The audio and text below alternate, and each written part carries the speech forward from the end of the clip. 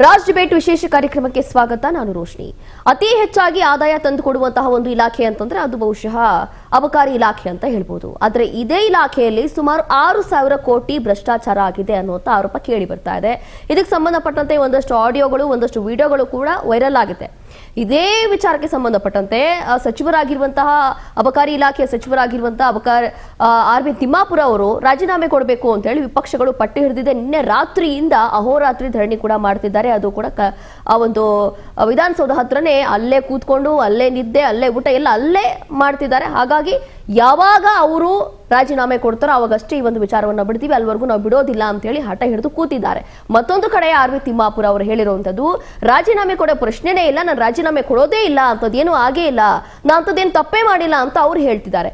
ಮತ್ತೊಂದು ಕಡೆ ಬಿಜೆಪಿ ನಾಯಕರು ಕೂಡ ಇದಕ್ಕೆ ಕೌಂಟರ್ ಕೊಟ್ಟಿದ್ದಾರೆ. ಹಾಗಾಗಿ ಇವತ್ತು ಆಲ್ ಓವರ್ ಏನೆಲ್ಲ ಆಗಿದೆ, ಇಷ್ಟು ದಿನ ಏನೆಲ್ಲ ಆಗ್ತಾ ಇತ್ತು, ಎಲ್ಲವೂ ಕೂಡ ಒಂದಷ್ಟು ನಾಯಕರು ಈ ಸಂಬಂಧಪಟ್ಟಂತೆ ಮಾತನಾಡಿದಾರಂತೆ. ಮೊದಲನೇದಾಗಿ ಈ ಕುರಿತು ಚರ್ಚೆ ಮಾಡ್ತಾ ಹೋಗ್ತೀನಿ. ಅದಕ್ಕೂ ಮುಂಚೆ ಈ ಒಂದು ಕಾಂಗ್ರೆಸ್ ನಾಯಕರು ಇರ್ಬೋದು ಅಥವಾ ಬಿಜೆಪಿ ನಾಯಕರೇ ಇರ್ಬೋದು, ಏನೆಲ್ಲ ಮಾತನಾಡಿದ್ದಾರೆ ಬನ್ನಿ ನೋಡೋಣ. ಇಲ್ಲಿ ಶಾಸಕರೆಲ್ಲರೂ ಕೂಡ ಅಭಿವೃದ್ಧಿಗೆ ಹಣ ಇಲ್ಲ ಅಂತ ಹೇಳಿ ಕಚ್ಚಾಟಂಡಿತಾ ಇದೆ. ನೌಕರರಿಗೆ ಸಂಬಳ ಇಲ್ಲ ಅಂತ ಹೇಳಿ ನೌಕರರು ಸ್ಟ್ರೈಕ್ ಮಾಡ್ತಾ ಇದ್ದಾರೆ. ಇಂಥ ಸಂದರ್ಭದಲ್ಲಿ ಅಬಕಾರಿ ಇಲಾಖೆಯಲ್ಲಿ ಸುಮಾರು 6,000 ಕೋಟಿ ಒಂದೊಂದು ಟ್ರಾನ್ಸ್ಫರ್ಗೆ 2 ರಿಂದ 3 ಕೋಟಿ ರೂಪಾಯಿ ಈಗ ಲೋಕಾಯುಕ್ತದಲ್ಲೇ ಸಿಕ್ಕಾಕೊಂಡಿದ್ದಾರೆ. 1.5 ಕೋಟಿ ಕೇಳಿ 25 ಲಕ್ಷ ಲಂಚ ತಗೊಂಡು ರೆಡ್ ಹ್ಯಾಂಡ್ ಆಗಿ ಸಿಕ್ಕಾಕೊಂಡಿದ್ದಾರೆ. ಈಗಾಗಲೇ ಯಾರು ಸಿಕ್ಕಾಕೊಂಡಿದ್ದಾನೆ ಅವನು ಸುಮಾರು 80 ಈ ತರ 80 ಲೈಸೆನ್ಸ್ ಕೊಟ್ಟಿದ್ದಾನೆ.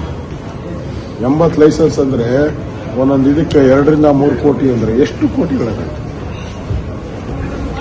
ಅಷ್ಟಿದ್ರೂ ಕೂಡ ಅದೆಲ್ಲ ಎಲ್ಲಿ ಕೋತತೆ? ಅಧಿಕಾರಿ ಏನನ 300-400 ಕೋಟಿ ಅವನೊಬ್ಬನೇ ತಿಂದಿದ್ದಾನೆ. ಅವ್ನು 300-400 ಕೋಟಿ ಅವನೊಬ್ಬನೇ ತಿನ್ನಕ್ಕಾಗುತ್ತಾ? ಸರ್ಕಾರ ಅಬಕಾರಿ ಮಂತ್ರಿಗಳು ಓತತೆ, ಮುಖ್ಯಮಂತ್ರಿಗೂ ಓತತೆ. ಇದೆಲ್ಲಾನು ಕೂಡ ಎಲೆಕ್ಷನ್ಗೆ ಈಗಾಗಲೇ ನರೇಂದ್ರ ಮೋದಿ ಅವರು ಹಿಂದೆನೇ ಹೇಳಿದ್ದಾರೆ. ಮಹಾರಾಷ್ಟ್ರ ಚುನಾವಣೆ ನಡೆದಾಗ ಇಲ್ಲಿಂದ 700 ಕೋಟಿ ರೂಪಾಯಿ ಹಣವನ್ನು ಮಹಾರಾಷ್ಟ್ರಕ್ಕೆ ಕಳಿಸಿದ್ದಾರೆ ಕಾಂಗ್ರೆಸ್. ಈ ಅಸ್ಸಾಂಗೆ, ತಮಿಳುನಾಡಿಗೆ, ಕೇರಳಗೆ ಕಳಿಸಕ್ಕೆ ಇಷ್ಟೊಂದು ಲೂಟಿಯನ್ನು ಹೊಡಿತಾ ಇದ್ದಾರೆ. ಇವತ್ತು ಅಬಕಾರಿ ಇಲಾಖೆನಲ್ಲಿ 6,000 ಕೋಟಿ ಹಗರಣ ಅಂತೇಳಿ ಅದರ ಅಧ್ಯಕ್ಷರು ಕೂಡ ಬಹಿರಂಗವಾಗಿ ಹೇಳಿದ್ದಾರೆ. ಮತ್ತು ಆಡಿಯೋ ಟೇಪ್ ಏನ್ ರಿಲೀಸ್ ಆಗಿದೆ, ಅದರಲ್ಲಿ ಮಂತ್ರಿಗಳ ಹೆಸರು ಕೂಡ ಉಲ್ಲೇಖ ಆಗಿದೆ. ತಿಮ್ಮಾಪುರ ಅವ್ರದ್ದು, ಅವರ ಮಗನ ವಿಚಾರವೂ ಕೂಡ ಉಲ್ಲೇಖ ಆಗಿದೆ, ಮುಖ್ಯಮಂತ್ರಿಗಳ ಬಗ್ಗೆನೂ ಉಲ್ಲೇಖ ಆಗಿದೆ. ಹಿಂದೂ ಯಾರ್ಯಾರು ರಾಜೀನಾಮೆ ಕೊಟ್ಟಿದ್ದಾರೆ ಅಂತೇಳಿ ಉದ್ದುದ್ದ ಭಾಷಣ ಹೊಡೆದ್ರು ಮಂತ್ರಿಗಳು, ಅಬಕಾರಿ ಸಚಿವರು. ಒಂದು ಮಾನ್ಯ ಮುಖ್ಯಮಂತ್ರಿಗಳು ನೆನಪು ಮಾಡ್ಕೊಡೋದಕ್ಕೆ ಇಚ್ಛೆ ಪಡ್ತೇನೆ. ಮಡಿಕೇರಿಯ ಗಣಪತಿ ಹತ್ಯೆ ಪ್ರಕರಣದಲ್ಲೂ ಕೂಡ ಆತ್ಮಹತ್ಯೆ ಪ್ರಕರಣದಲ್ಲೂ ಕೂಡ ಜಾರ್ಜ್ ಅವರು ರಾಜೀನಾಮೆ ಕೊಡಬೇಕಾಯಿತು. ಇತ್ತೀಚೆಗೆ ಈ ಸರ್ಕಾರ ಬಂದ ಮೇಲೆ ವಾಲ್ಮೀಕಿ ಅಭಿವೃದ್ಧಿ ನಿಗಮದ ಹಗರಣ, ಅಧಿಕಾರಿ ಆತ್ಮಹತ್ಯೆ ಮಾಡಿಕೊಂಡ್ರು, ಸಚಿವರು ಅನಿವಾರ್ಯವಾಗಿ ನಾಗೇಂದ್ರ ಅವರು ರಾಜೀನಾಮೆ ಕೊಡುವಂತ ಪರಿಸ್ಥಿತಿ ನಿರ್ಮಾಣ ಆಯಿತು. ಹಾಗಾಗಿ ನಾವಿವತ್ತು ಆಗ್ರಹ ಪಡಿಸ್ತಾ ಇರುವಂತದ್ದು ಭಾರತೀಯ ಜನತಾ ಪಾರ್ಟಿ ಹಾಗೂ JDS ಭ್ರಷ್ಟಾಚಾರದಲ್ಲಿ ಮುಳುಗೋಗಿರ್ತಕ್ಕಂಥ ಕಾಂಗ್ರೆಸ್ ಸರ್ಕಾರ ಅಬಕಾರಿಯ ವಿಚಾರದಲ್ಲಿ ಒಂದು ಗಟ್ಟಿಯಾಗಿರ್ತಕ್ಕಂಥ ನಿರ್ಧಾರವನ್ನ ಮಾನ್ಯ ಮುಖ್ಯಮಂತ್ರಿಗಳು ತೆಗೆದುಕೊಳ್ಬೇಕು. ಇವತ್ತು ಅಬಕಾರಿ ಇಲಾಖೆನಲ್ಲಿ 6,000 ಕೋಟಿ ಹಗರಣ ಅಂತೇಳಿ ಅದರ ಅಧ್ಯಕ್ಷರು ಕೂಡ ಬಹಿರಂಗವಾಗಿ ಹೇಳಿದ್ದಾರೆ. ಮತ್ತು ಆಡಿಯೋ ಟೇಪ್ ಏನ್ ರಿಲೀಸ್ ಆಗಿದೆ, ಅದರಲ್ಲಿ ಮಂತ್ರಿಗಳ ಹೆಸರು ಕೂಡ ಉಲ್ಲೇಖ ಆಗಿದೆ. ತಿಮ್ಮಾಪುರ ಅವ್ರದ್ದು, ಅವರ ಮಗನ ವಿಚಾರವೂ ಕೂಡ ಉಲ್ಲೇಖ ಆಗಿದೆ, ಮುಖ್ಯಮಂತ್ರಿಗಳ ಬಗ್ಗೆನೂ ಉಲ್ಲೇಖ ಆಗಿದೆ. ಹಿಂದೂ ಯಾರ್ಯಾರು ರಾಜೀನಾಮೆ ಕೊಟ್ಟಿದ್ದಾರೆ ಅಂತೇಳಿ ಉದ್ದುದ್ದ ಭಾಷಣ ಹೊಡೆದ್ರು ಮಂತ್ರಿಗಳು, ಅಬಕಾರಿ ಸಚಿವರು. ಒಂದು ಮಾನ್ಯ ಮುಖ್ಯಮಂತ್ರಿಗಳು ನೆನಪು ಮಾಡ್ಕೊಡೋದಕ್ಕೆ ಇಚ್ಛೆ ಪಡ್ತೇನೆ. ಮಡಿಕೇರಿಯ ಗಣಪತಿ ಹತ್ಯೆ ಪ್ರಕರಣದಲ್ಲೂ ಕೂಡ ಆತ್ಮಹತ್ಯೆ ಪ್ರಕರಣದಲ್ಲೂ ಕೂಡ ಜಾರ್ಜ್ ಅವರು ರಾಜೀನಾಮೆ ಕೊಡಬೇಕಾಯಿತು. ಇತ್ತೀಚೆಗೆ ಈ ಸರ್ಕಾರ ಬಂದ ಮೇಲೆ ವಾಲ್ಮೀಕಿ ಅಭಿವೃದ್ಧಿ ನಿಗಮದ ಹಗರಣ, ಅಧಿಕಾರಿ ಆತ್ಮಹತ್ಯೆ ಮಾಡಿಕೊಂಡ್ರು, ಸಚಿವರು ಅನಿವಾರ್ಯವಾಗಿ ನಾಗೇಂದ್ರ ಅವರು ರಾಜೀನಾಮೆ ಕೊಡುವಂತ ಪರಿಸ್ಥಿತಿ ನಿರ್ಮಾಣ ಆಯಿತು. ಹಾಗಾಗಿ ನಾವಿವತ್ತು ಆಗ್ರಹ ಪಡಿಸ್ತಾ ಇರುವಂತದ್ದು ಭಾರತೀಯ ಜನತಾ ಪಾರ್ಟಿ ಹಾಗೂ JDS ಭ್ರಷ್ಟಾಚಾರದಲ್ಲಿ ಮುಳುಗೋಗಿರ್ತಕ್ಕಂಥ ಕಾಂಗ್ರೆಸ್ ಸರ್ಕಾರ ಅಬಕಾರಿಯ ವಿಚಾರದಲ್ಲಿ ಒಂದು ಗಟ್ಟಿಯಾಗಿರ್ತಕ್ಕಂಥ ನಿರ್ಧಾರವನ್ನ ಮಾನ್ಯ ಮುಖ್ಯಮಂತ್ರಿಗಳು ತೆಗೆದುಕೊಳ್ಬೇಕು. ಇವತ್ತು ಅಬಕಾರಿ ಇಲಾಖೆನಲ್ಲಿ 6,000 ಕೋಟಿ ಹಗರಣ ಅಂತೇಳಿ ಅದರ ಅಧ್ಯಕ್ಷರು ಕೂಡ ಬಹಿರಂಗವಾಗಿ ಹೇಳಿದ್ದಾರೆ. ವಿತ್ ಆಡಿಯೋ ಟೇಪ್ ಏನ್ ರಿಲೀಸ್ ಆಗಿದೆ ಅದರಲ್ಲಿ ಮಂತ್ರಿಗಳ ಹೆಸರು ಕೂಡ ಉಲ್ಲೇಖ ಆಗಿದೆ. ತಿಮ್ಮಾಪುರ್ ಅವ್ರದ್ದು ಅವರ ಮಗನ ವಿಚಾರ ಬಗ್ಗೆ ಚರ್ಚೆ ಆಗಿದೆ. ಎಕ್ಸೈಸ್ ಡಿಪಾರ್ಟ್ಮೆಂಟ್ ಬಗ್ಗೆ ಉತ್ತರ ಆಗಿದೆ.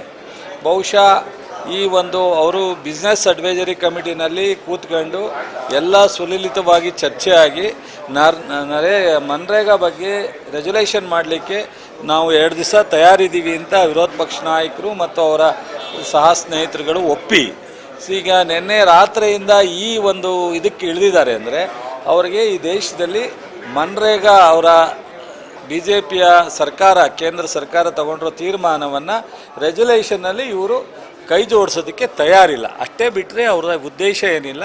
ತಿಮ್ಮಾಪುರ್ ಬಗ್ಗೆ ಚರ್ಚೆ ಆಗಿದೆ, ಎಕ್ಸೈಸ್ ಡಿಪಾರ್ಟ್ಮೆಂಟ್ ಬಗ್ಗೆ.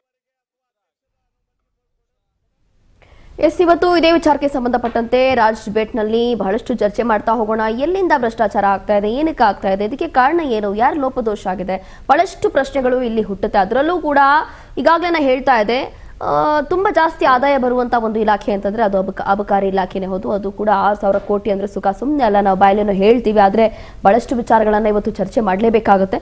ಇದೇ ವಿಚಾರಕ್ಕೆ ಸಂಬಂಧಪಟ್ಟಂತೆ ನಮ್ಮ ಗೆಸ್ಟ್ಗಳನ್ನು ನಾನು ಮೊದಲನೇದಾಗಿ ವೆಲ್ಕಮ್ ಮಾಡ್ಕೊಳ್ತೀನಿ. ಮೊದಲನೇದಾಗಿ BJP ವಕ್ತಾರರಾಗಿರುವಂಥ ಕಾಂತಿ ಶೆಟ್ಟಿ ಮೇಡಮ್, ಕಾರ್ಯಕ್ರಮಕ್ಕೆ ಸ್ವಾಗತ ತಮಗೆ. ಅದಾದ ನಂತರ JDS ವಕ್ತಾರರು ನಾಗೇಂದ್ರ ಬಾಬು ಸರ್, ಕಾರ್ಯಕ್ರಮಕ್ಕೆ ಸ್ವಾಗತ ಸರ್. ಕಾಂಗ್ರೆಸ್ನಿಂದ ಆನಂದ್ ಕುಮಾರ್ ಅವರಿದ್ದಾರೆ ಸರ್, ಕಾರ್ಯಕ್ರಮಕ್ಕೆ ಸ್ವಾಗತ ಸರ್. ಮೊದಲನೇದಾಗಿ ನಾನು ಕಾಂಗ್ರೆಸ್ ಹತ್ರನೇ ಪ್ರಶ್ನೆ ಮಾಡಲಿಕ್ಕೆ ಇಷ್ಟಪಡ್ತೀನಿ. ಕಾರಣ ಏನು ಅಂತಂದರೆ, ಈಗ ಆಡಳಿತದಲ್ಲಿ ಇರುವಂಥ ಒಂದು ಪಕ್ಷ 6,000 ಕೋಟಿ ಲಂಚದ ಒಂದು ಆರೋಪ, ಭ್ರಷ್ಟಾಚಾರ ನಡೀತಾ ಇದೆ. ಅದರಲ್ಲೂ ಕೂಡ ನೋಡ್ತಾ ಇದ್ದೀರಿ ಏನೇನು ಆಗ್ತಾ ಇದೆ ಅಂತ ಕರೆಂಟ್ ಅಪ್ಡೇಟ್ ನನಗೂ ಗೊತ್ತಿರುವಂಥ ವಿಚಾರ.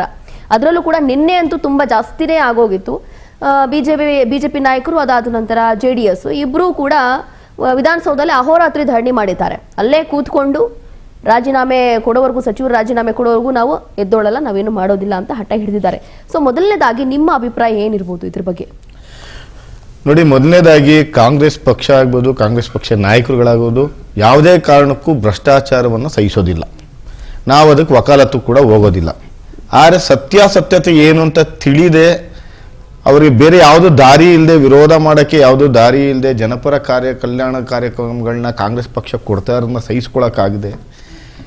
ಅವರು ಹೋರಾಟ ಮಾಡ್ಬೋದು, ಧರಣಿ ಮಾಡ್ಬೋದು. ಇದು ಪ್ರಜಾಪ್ರಭುತ್ವ, ಪ್ರಜಾತಂತ್ರ ವ್ಯವಸ್ಥೆಯಲ್ಲಿ ಧರಣಿ ಮಾಡೋದು, ಆಮೇಲೆ ವಿರೋಧ ವ್ಯಕ್ತಪಡಿಸೋದು, ಇದು ಅಭಿವ್ಯಕ್ತಿ ಸ್ವಾತಂತ್ರ್ಯ, ಇದನ್ನೆಲ್ಲವನ್ನು ಸ್ವಾಗತ ಮಾಡ್ತೀವಿ. ಆದರೆ ಸುಮ್ಮನೆ 6,000 ಕೋಟಿ ಲಂಚ ತೊಗೊಂಡ್ಬಿಟ್ಟಿದ್ದಾರೆ, ಹೊಡೆದ್ಬಿಟ್ಟಿದ್ದಾರೆ, ಹೈಕಮಾಂಡ್ ಕೊಟ್ಟುಬಿಟ್ಟಿದ್ದಾರೆ. ಇವರಲ್ಲಿ ಏನು ಸಾಕ್ಷಿ ಇದೆ, ಏನಿದೆ, ಇದರಲ್ಲಿ ಯಾವುದು ಉರುಳಿಲ್ಲ. ಆಮೇಲೆ ಇವರು ಧರಣಿ ಮಾಡ್ತೀನಿ ಅನ್ನೋ ಹೆಸರಿನಲ್ಲಿ ಮನ್ರೇಗಾ ವಿಚಾರ ಬರುತ್ತೆ ಅಂದ್ಬಿಟ್ಟು ನಾನು ಮುಖ್ಯಮಂತ್ರಿಗಳು ಬಹಳ ಸ್ಪಷ್ಟವಾಗಿ ಹೇಳಿದ್ರೆ ಇದನ್ನ ನಾನು ಪ್ರಸ್ತಾಪನೆ ಮಾಡ್ತಾ ಇದ್ದೀನಿ ಅಂತೇಳಿ, ಈ ವಿಚಾರವನ್ನ ಎಲ್ಲೋ ಒಂದ್ ಕಡೆ ಡೈವರ್ಟ್ ಮಾಡಬೇಕು ಅಂತೇಳಿ ಈ ವಿಚಾರ ಮುನ್ನೆಲೆಗೆ ತಗೊಂಡ್ಬಂದಿದ್ದಾರೆ. ಹೊರತಾಗಿ ಇವ್ರ ಹತ್ರ ಯಾವ್ದು ಸಾಕ್ಷಿಗಳು ನೋಡ್ರಿ, ಇಲ್ಲಿ ಎಲ್ಲರಿಗೂ ಕೂಡ ಓಪನ್ ಇದೆ. ಈ ನ್ಯಾಯಾಲಯ ಎಲ್ರಿಗೂ ಕೂಡ ಓಪನ್ ಇದೆ. ನೀವು ಎಲ್ಲೋ ತನಿಖೆ ಮಾಡಬಹುದು ಸರ್. ಸಾಕ್ಷಿಗಳು ಅಂತಂದ್ರೆ ಇವಾಗ ಇತ್ತೀಚೆಗೆ ಆಡಿಯೋ ಕೂಡ ಕೇಳಿಸ್ಕೊಂಡಿರ್ತೀನಿ. ಅಂತಂದ್ರೆ ಹೌದು, ಅದು ಸಚಿವರದ ಆಡಿಯೋ ಅಲ್ಲ, ಬಟ್ ಆದ್ರೂ ಕೂಡ ಅವ್ರ ಇಲಾಖೆ ಅಧಿಕಾರಿಗಳೇ ಮಾತಾಡಿರುವಂತದ್ದು. ಅದರಲ್ಲಿ ಅವ್ರ ಮಂತ್ರಿಗೂ ಆ ಮಂತ್ರಿ ಟೇಬಲ್ಗೂ ಹೋಗುತ್ತೆ, ಅಲ್ಲೂ ಹೋಗುತ್ತೆ ಅಂತ ಅವರೇ ಹೇಳಿದ್ದಾರೆ. ಬಹುಶಃ ನೀವು ಕೇಳಿಸ್ಕೊಂಡಿರ್ತೀರಿ. ನೋಡಿ, ಈಗ ಅಧಿಕಾರಿ ಮಾಡಿದ್ದಾನೆ, ಇದು ಪೂರ್ವ ನಿಯೋಜಿತವಾಗಿರ್ಬೋದೇನೋ, ವಿರೋಧ ಪಕ್ಷಗಳೇ ಮಾಡಿಸಿರ್ಬೋದೇನೋ.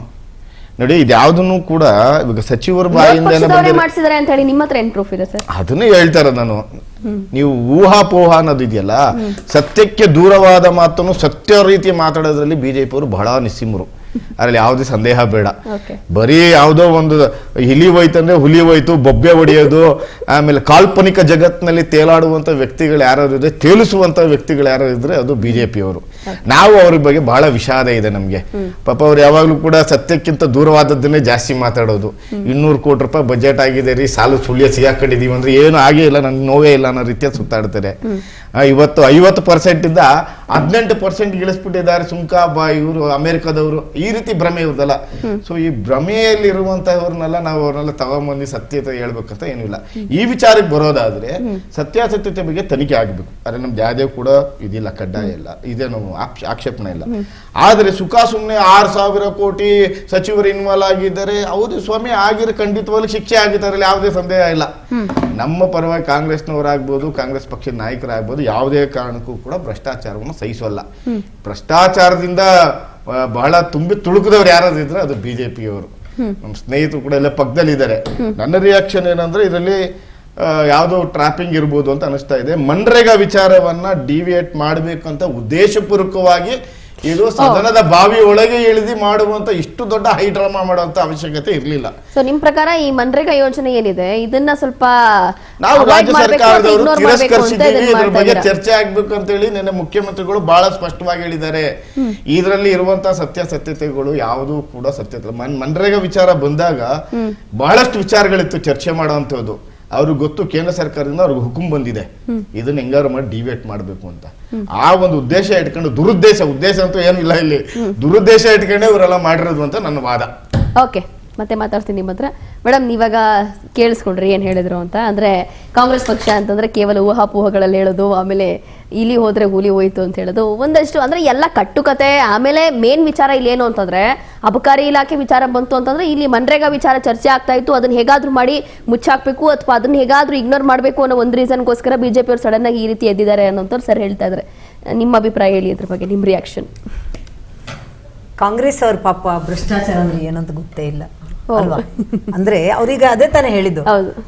ಈ ಸರ್ಕಾರ ಬಂದಾಗಿನಿಂದ ವಾಲ್ಮೀಕಿ ಆಯ್ತು, ಮೂಡ ಆಯ್ತು, ವಸತಿ ಇಲಾಖೆ ಆಯ್ತು, ಬೋವಿ ನಿಗಮ ಆಯ್ತು, ಈಗ ಅಬಕಾರಿ ನಿಗಮ ಆಯ್ತು, ಯಾವ್ದಾದ್ರು ವಾಲ್ಮೀಕಿ ನಿಗಮ ಆಯ್ತು, ಯಾವ್ದಾದ್ರು ಒಂದು ನಿಗಮದಲ್ಲಿ ಭ್ರಷ್ಟಾಚಾರ ಆಗಿಲ್ಲ ಅನ್ನೋ ನಿಗಮ ಇದೆಯಾ ಅಂತ ನಾವು ಹುಡುಕ್ಬೇಕಾಗುತ್ತೆ. ಈಗ ಒಂದನೇದ್ದು, ಕಳೆದ ವಿಧಾನಸಭಾ ಎಲೆಕ್ಷನ್ ಟೈಮಲ್ಲಿ 40% ಅಂತ ಹೇಳಿ ಅಧಿಕಾರಕ್ಕೆ ಬಂದಂತಹ ಈ ಕಾಂಗ್ರೆಸ್ ಸರ್ಕಾರ ನಾಗಮೋಹನ್ ದಾಸ್ ಅವರ ಏಕಪೀಠ ಸದಸ್ಯನ ತನಿಖೆಗೆ ಅಂತ ಮಾಡಿದ್ರು.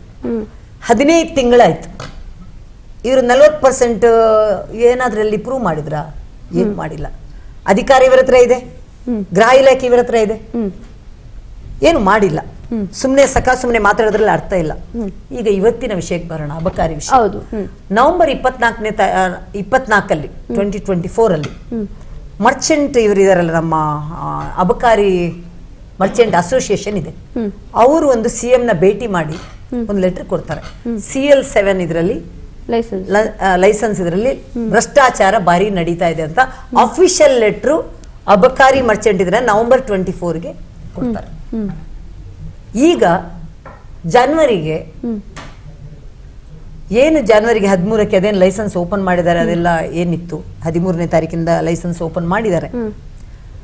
ಸರಿಸುಮಾರು ಒಂದು 6,000 ಕೋಟಿ ಹಗರಣದಲ್ಲಿ ನಿಮ್ ಪ್ರಕಾರ ಬರೀ DC ಒಬ್ರು ಮಾಡಕ್ ಸಾಧ್ಯ ಇದೆಯಾ?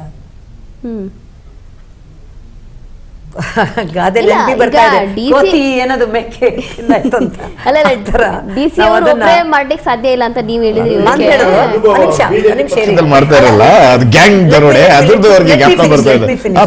ಇವಾಗ 6,000 ಕೋಟಿ ಇದ್ರಲ್ಲಿ ಪ್ರತಿ ಒಂದು ಏನೇ ಆದಾಗ ಇವ್ರು ಏನ್ ಮಾಡ್ತಾರೆ ಗೊತ್ತಾ? ಅಲ್ಲಿ ಕೆಳ ಹಂತದ ಅಧಿಕಾರಿಗಳು ಯಾರು ಇರ್ತಾರೆ ಅವ್ರನ್ನ ಫಸ್ಟ್ ಹಿಡ್ಬಿಡ್ತಾರೆ. ಯಾಕೆ ಸುಮ್ಮನಾಗ್ಲಿ ಅಂತ. ಭಾರತೀಯ ಜನತಾ ಪಾರ್ಟಿ ಕಿವಿಗೆ ಹೂ ಇಟ್ಕೊಂಡು ಬಂದಿಲ್ಲ. ಪ್ರತಿ ಒಂದನ್ನು ಎಳೆ ಆಗಿ ಬಿಚ್ಚಿಡುವ ಕೆಲಸ ಆಗುತ್ತೆ. ಇವರು ಏನಂತಾರ ಅಂತ ಹೇಳಿದ್ರೆ, ಇವಾಗ ರೀಸೆಂಟ್ ಆಗಿ ನಾಗೇಂದ್ರ ಅವ್ರನ್ನ ಸಸ್ಪೆಂಡ್ ಮಾಡಿದ್ರು. ಹೌದು, ವಾಲ್ಮೀಕಿ ನಿಗಮದ ಆರೋಪದ ಬಗ್ಗೆ. ಇವ್ರೇನ್ ಹೇಳ್ತಾರೆ, ಇವರ ಮುಖಂಡರುಗಳನ್ನ ಮಾತಾಡೋದನ್ನ ಕೇಳದೆ ಸಚಿವರು ದುಡ್ಡು ತಗೊಂಡ್ರ ಅಂತ. ಹಾಗಾದ್ರೆ ನಾಗೇಂದ್ರ ಸರ್ ಏನೋ ದುಡ್ಡು ತಗೊಂಡ್ರ? ನಾಗೇಂದ್ರ ಸರ್ ಏನಕ್ಕೆ ಅವರನ್ನು ಸಸ್ಪೆಂಡ್ ಮಾಡಿದ್ರು? ಅವರ ಇಲಾಖೆಯಲ್ಲಿ ಆಗಿದೆ, ಹೆಡ್ ಆಫ್ ದ ಇಲಾಖೆ ಅವರೇ. ಹೌದು. ಇವಾಗ ಈ ಇಲಾಖೆಯಲ್ಲಿ ಎವಿಡೆಂಟ್ ಆಗಿ ಲೋಕಾಯುಕ್ತ ಎದುರುಗಡೆ ಆ ಇಲಾಖೆಯ ಕಮಿಷನರೇ ದುಡ್ಡು ತಗೊಳ್ಳೋದು ಗೊತ್ತಾದಾಗ ಇದಕ್ಕೆ ಅವ್ರು ಬೇರೆ ಹೇಳ್ತಾರೆ ಮಿನಿಸ್ಟ್ರಿಗೂ ಕೊಡ್ಬೇಕು ಅಂತ. ನನ್ನ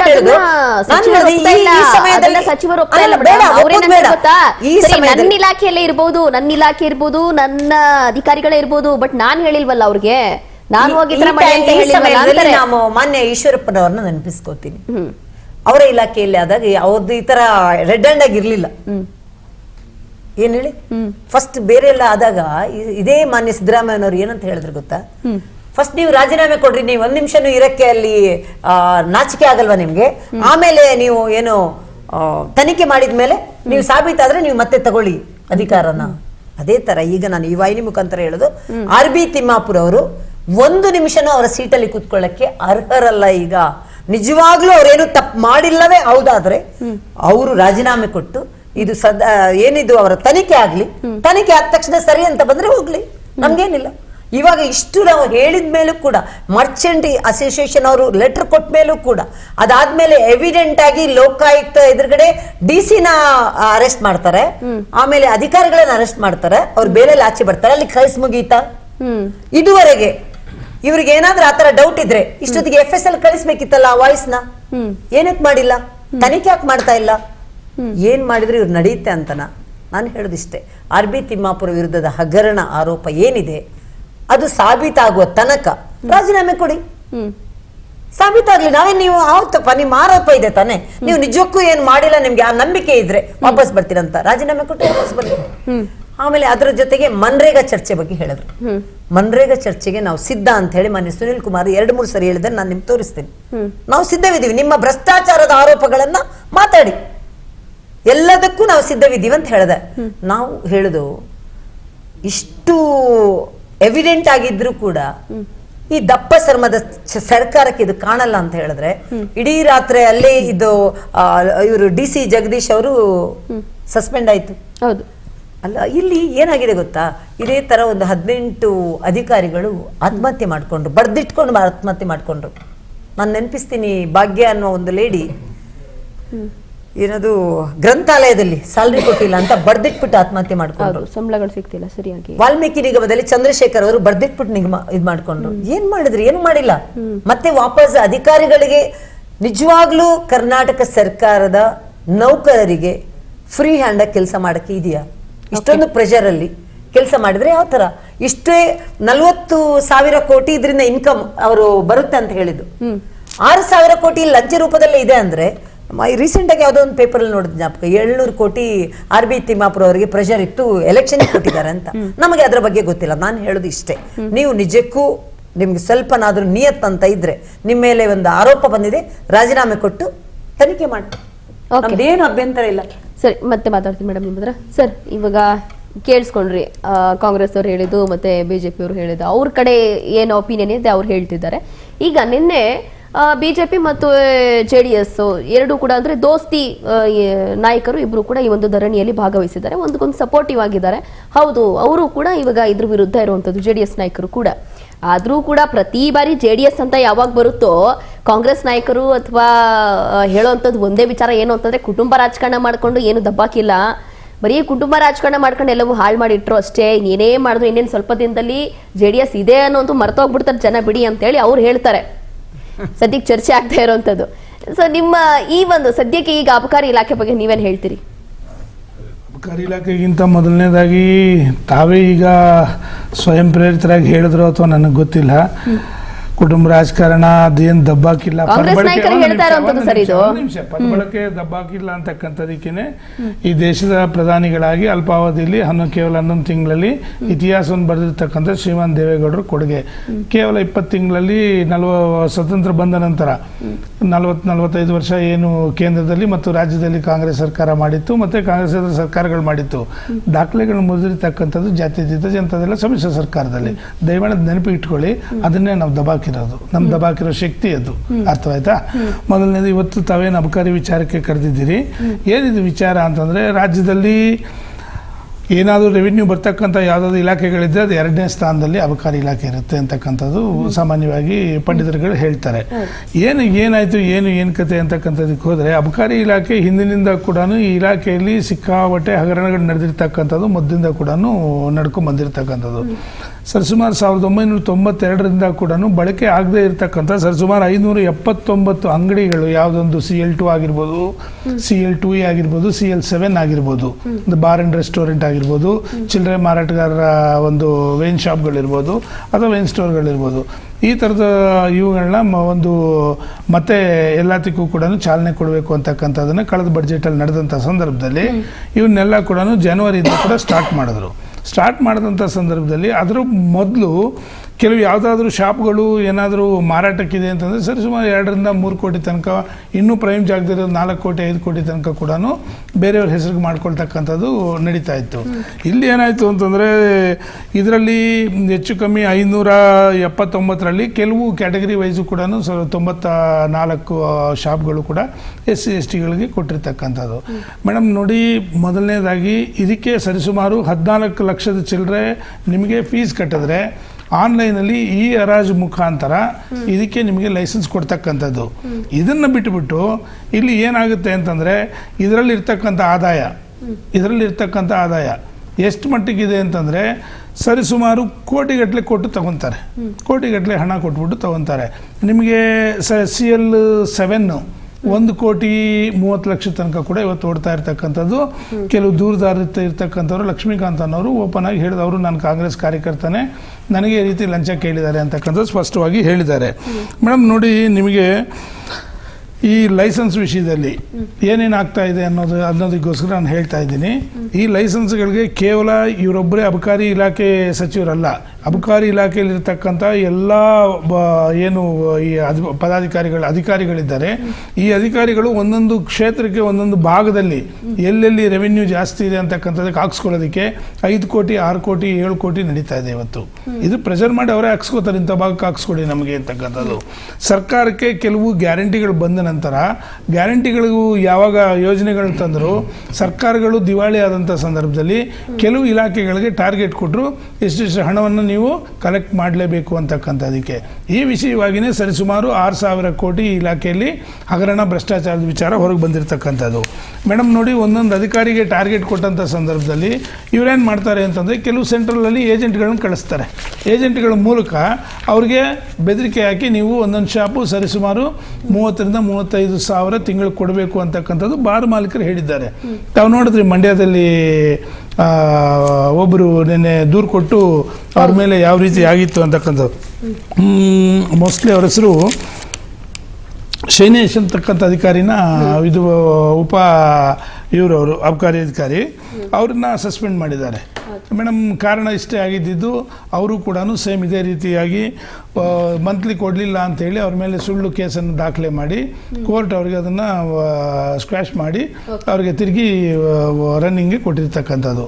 ಮತ್ತೊಂದು ವಿಚಾರ ಏನು ಅಂತಂದರೆ, ಸರಿ ಸುಮಾರು ಈ ಒಂದು ಈ ಹಣನ ಏನು ಕಲೆಕ್ಟ್ ಮಾಡೋದಕ್ಕೆ ಮಧ್ಯವರ್ತಿಗಳನ್ನು ಬಿಟ್ರಲ್ಲ, ಈ ಮಧ್ಯವರ್ತಿಗಳು ಮೊನ್ನೆ ಒಂದು DC ಸಿಗಾಕೋತಾರೆ, ಅವ್ರು ಕೇಳಿರ್ತಕ್ಕಂಥದ್ದು ಸರಿಸುಮಾರು 80 ಲಕ್ಷ, 25 ಲಕ್ಷ ರೆಡ್ ಹ್ಯಾಂಡ್ ಆಗಿ ಹಿಡಿದಿರ್ತಕ್ಕಂಥ ಸಂದರ್ಭದಲ್ಲಿ ಅವ್ರು ಕೊಟ್ಟಿರ್ತಕ್ಕಂಥ ಹೇಳಿಕೆ ಏನು ಅಂತಂದರೆ, ಇದು ಸಂಪೂರ್ಣವಾಗಿ ಮಿನಿಸ್ಟ್ರಿಗಳ ತನಕ, ಸಚಿವರ ತನಕ ಹೋಗಬೇಕು ಅಂತಕ್ಕಂಥದ್ದು. ಆಗಲೇ ಮೇಡಮ್ಗೂ ತಾವು ಕೇಳ್ತಾ ಇದ್ರಿ, ಸಚಿವರು ಅಂತಂದರೆ ಯಾರು? ಇಲಾಖೆಗೆ ಸಂಬಂಧಪಟ್ಟಿರ್ತಕ್ಕಂಥ ಸಚಿವರು, ಬೇರೆ ಸಚಿವರು ಕೊಡೋಕ್ಕೆ ಸಾಧ್ಯ ಇಲ್ಲ. ನೀವು ಇದೇ ಇಲಾಖೆ ಮಿನಿಸ್ಟರ್ನ ತಿಮ್ಮಾಪುರನವ್ರನ್ನ ಕೇಳಿದ್ರೆ ಹೇಳ್ತಾರೆ, ಯಾರೋ ಅಧಿಕಾರಿಗಳು ನಮ್ಮ ಹೆಸರುಗಳು ಹೇಳ್ಕೊಂಡು ಮಾಡಿದ್ರೆ ನಾವು ಅದಕ್ಕೆ ನನಗೆ ಸಂಬಂಧ ಇಲ್ಲ ಅಂತ. ಸ್ವಾಮಿ, ಇರ್ತಕ್ಕಂಥದ್ದು ನಿಮ್ಮ ಇಲಾಖೆ, ನಿಮಗೆ ಸಂಬಂಧ ಇಲ್ಲ ಅಂತಕ್ಕಂಥದ್ದಾದರೆ ಈ ಕೂಡ ರಾಜೀನಾಮೆ ಕೊಡಿ. ಹಾಗಾದರೆ ಇಲ್ಲ ಅಂತಂದರೆ ಇದು ಪ್ರೂವ್ ಆಗಬೇಕು ಅಂತಕ್ಕಂಥದ್ದಕ್ಕೆ ನಿಮಗೆ ರೆಡ್ ಹ್ಯಾಂಡ್ ಸಿಗಾಕೊಂಡಿರ್ತಕ್ಕಂಥ ಕಣ್ಣು ಮುಂದೆ ಇದೆ, ನಿಮ್ಮ ಕಣ್ಣು ಮುಂದೆ ಇದೆಯಲ್ವಾ, ಮತ್ತೆ ಯಾಕೆ ನೀವು ಇದು ಮಾಡ್ತಾ ಇಲ್ಲ? ಮತ್ತು ಇನ್ನೊಂದು ಏನು ಅಂತಂದರೆ, ಆಗಲೇ ನಾನು ಹೇಳಿದೆ, ಟ್ರಾನ್ಸ್ಫರ್ ದಂಧೆ ಈ ಇಲಾಖೆಯಲ್ಲಿ ನಡೀತಾ ಇರ್ತಕ್ಕಂಥದ್ರಲ್ಲಿ 5 ರಿಂದ 6 ಕೋಟಿ ರೂಪಾಯಿ ಒಂದೊಂದು ಜಾಗಕ್ಕೆ ಹಾಕ್ಸ್ಕೊತಾ ಇದ್ದಾರೆ ಮೇಡಮ್. ಯಾಕೆ ಅಂತಂದರೆ ರೆವಿನ್ಯೂ ಎಷ್ಟಿದೆ ನೋಡಿ ಅಂತಕ್ಕಂಥದಕ್ಕೆ ಸ್ಪಷ್ಟವಾಗಿ ಗೊತ್ತಾಗುತ್ತೆ. ಇದು ಒಂದು ಸೈಡ್ ಆದರೆ, ಎರಡನೇ ಸೈಡು ಯಾವೊಂದು ಲೈಸೆನ್ಸ್ಗಳನ್ನು ಯಾವೊಂದು ಈ ರೀತಿ ಹಣವನ್ನು ಮಾಡೋದಕ್ಕೆ ಸ್ಕೂಲ್ಗಳ ಪಕ್ಕದಲ್ಲಿ ಕೊಟ್ಟಿದ್ದಾರೆ, ದೇವಸ್ಥಾನಗಳ ಪಕ್ಕದಲ್ಲಿ ನಿಯಮಾವಳಿಗಳನ್ನೆಲ್ಲ ಗಾಳಿಗೆ ತೂರಿ ಸ್ಕೂಲ್ ಪಕ್ಕದಲ್ಲಿ ಕೊಟ್ಟಿದ್ದಾರೆ, ದೇವಸ್ಥಾನಗಳ ಪಕ್ಕದಲ್ಲಿ ಕೊಟ್ಟಿದ್ದಾರೆ, ಸಾರ್ವಜನಿಕರು ಹೆಣ್ಣು ಮಕ್ಕಳು ಓಡಾಡೋಂಥ ಜಾಗದಲ್ಲಿ ಕೊಟ್ಟಿದ್ದಾರೆ. ಇವ್ರಿಗೆ ಏನು ಅಂತಂದ್ರೆ ಹಣ ಬೇಕಷ್ಟೇನೆ, ಯಾವುದೇ ನಿಯಮಾವಳಿಗಳು ಇಲ್ಲಿ ಕೆಲ್ಸಕ್ಕೆ ಬರಲ್ಲ ಅಂತಕ್ಕಂಥದ್ದು ಸ್ಪಷ್ಟ ಮೇಡಮ್. ಮತ್ತೆ ಇನ್ನೊಂದು ಅಬಕಾರಿ ಇಲಾಖೆ ಸಚಿವರು RV ತಿಮ್ಮಾಪುರ ಅವ್ರು ಮಾತನಾಡಿದಾರಂತೆ, ಏನ್ ಹೇಳಿದ್ದಾರೆ ಮೊದಲನೇದಾಗಿ ಕೇಳಿಸ್ಕೊಳ್ಳೋಣ ಫಸ್ಟ್. ಹೇಳ್ದಂಗೆಲ್ಲ ರಾಜೀನಾಮೆ ಕೊಟ್ಟು ಸರ್ಕಾರ ನಡ್ಸೋಕ್ಕಾಗತ್ತೇನ? ಅವರೆಲ್ಲರೂ ರಾಜೀನಾಮೆ ಕೇಳ್ತಾರೆ, ಮುಖ್ಯಮಂತ್ರಿಗಳು ಕೊಡತ್ತವರು, ಪ್ರಧಾನಮಂತ್ರಿಗಳು ಕೇಳ್ತಾರೆ, ಕೇಳಿದವ್ರಿಗೆಲ್ಲ ರಾಜೀನಾಮೆ ಕೊಡಿ. ಏನಿದೆ ಸಾಕ್ಷಿ ಪುರಾವೆ? ಇಂಥ ರಾಜಕೀಯ ಷಡ್ಯಂತ್ರ ರೂಪಿಸಿ ಸರ್ಕಾರದ್ದು ಹಾಗೂ ನನ್ನ ತೆಜೋದ್ಯ ಮಾಡೋಕ್ಕೆ ನಾನು ಅವಕಾಶ ಕೊಡೋದಿಲ್ಲ. ಇದು ಭಾರಿ ತಪ್ಪು ಮಾಡ್ತಾ ಇದ್ದಾರೆ. ಎಲ್ಲೋ ಇವ್ರದ್ದು ಒತ್ತಡ ಇದ್ದಂಗೆ ಕಾಣುತ್ತೆ. ಆ ಒತ್ತಡದಿಂದ ಈ ರೀತಿ ಮಾಡ್ತಾ ಇದ್ದಾರೆ ಕಾಣುತ್ತೆ. ಅಂಥದ್ದೇನು ನಡೆದಿಲ್ಲ, ರಾಜೀನಾಮೆ ಕೊಡೋ ಪ್ರಮೇಯ ಇಲ್ಲ, ಅಂಥ ತಪ್ಪನ್ನು ಮಾಡಿಲ್ಲ, ಯಾವುದೇ ಸಾಕ್ಷಿ ಪುರಾವೆಗಳಿಲ್ಲ. ಯಾರು ಇಲ್ಲ ಅಸೆಂಬ್ಲಿಯಾಗ ಕೂತ್ಕೊಂಡಿದ್ದಾರಲ್ಲ, ಏನು ತಪ್ಪು ಮಾಡಿದ್ರು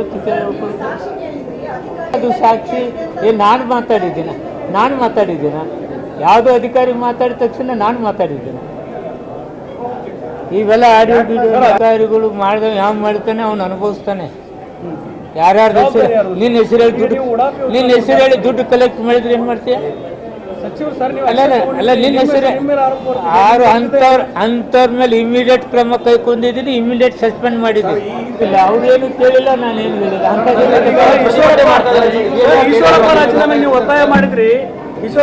ಈಶ್ವರಪ್ಪರದು ಇದಕ್ಕೆ ಎದಕ್ಕೆ ಹೋಲಿಸ್ತೀನಿ?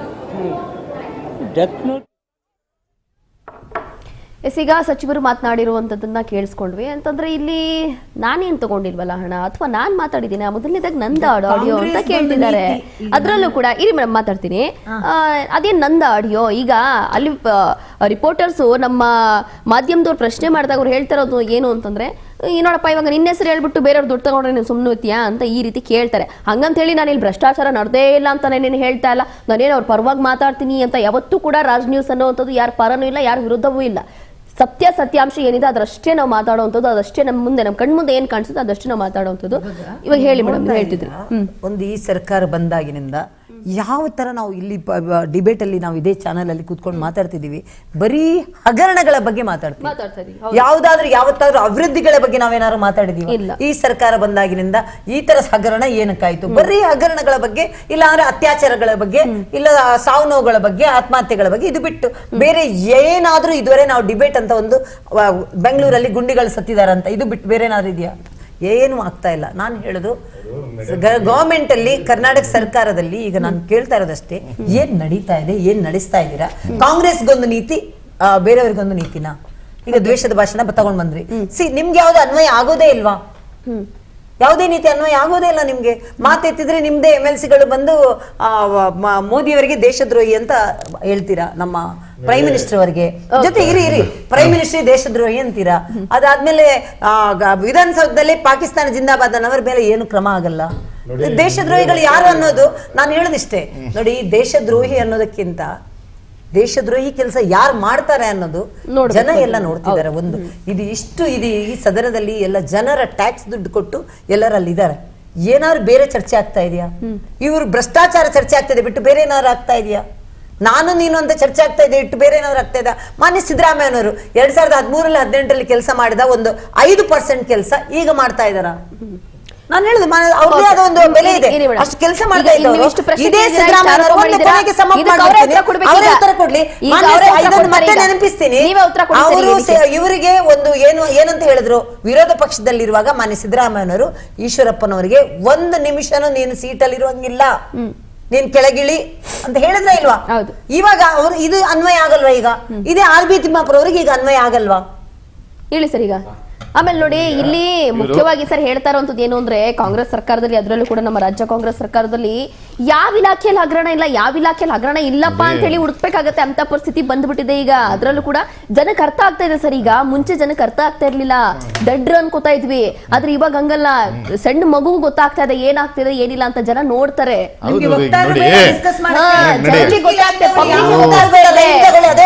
ಇಷ್ಟೊಂದು ಆರೋಪಗಳಿದೆ. ಇವಾಗ ನಿಂಗೆ ಏನ್ ಹೇಳ್ತೀರಿ ಇದಕ್ಕೆ? ಮೇಡಮ್ ನೋಡಿ, ನಾನು ಕಾಂತಿ ಶೆಟ್ಟಿ ಮೇಡಮ್ ಅವ್ರು ಬಹಳ ಸ್ಪಷ್ಟವಾಗಿ ಹೇಳ್ತೀನಿ. ಅವ್ರು ಕೇಳ್ತಾ ಇರೋದೇನೀಗ, ಇಲ್ಲಿ ಭ್ರಷ್ಟಾಚಾರ ನಡೆದಿದೆ ಅಂತ ಆರೋಪ ಬಂದಿದೆ, ಇದಕ್ಕೆ ಇವಾಗ ತಿಮ್ಮಾಪುರ ಅವರು ರಾಜೀನಾಮೆ ಕೊಡಬೇಕು, ನೈತಿಕ ಹೊಣೆ ಹೊತ್ತಿ ರಾಜೀನಾಮೆ ಕೊಡಬೇಕು, ಡಿವೈಎಸ್ಪಿ ಗಣಪತಿ ಅವ್ರದ್ದು ಕೂಡ ಕೇಸ್ ಆಗಿತ್ತು. ಅವಾಗ ಜಾರ್ಜ್ ಸಾಹೇಬ್ರು ಕೊಟ್ಟಿದ್ರು.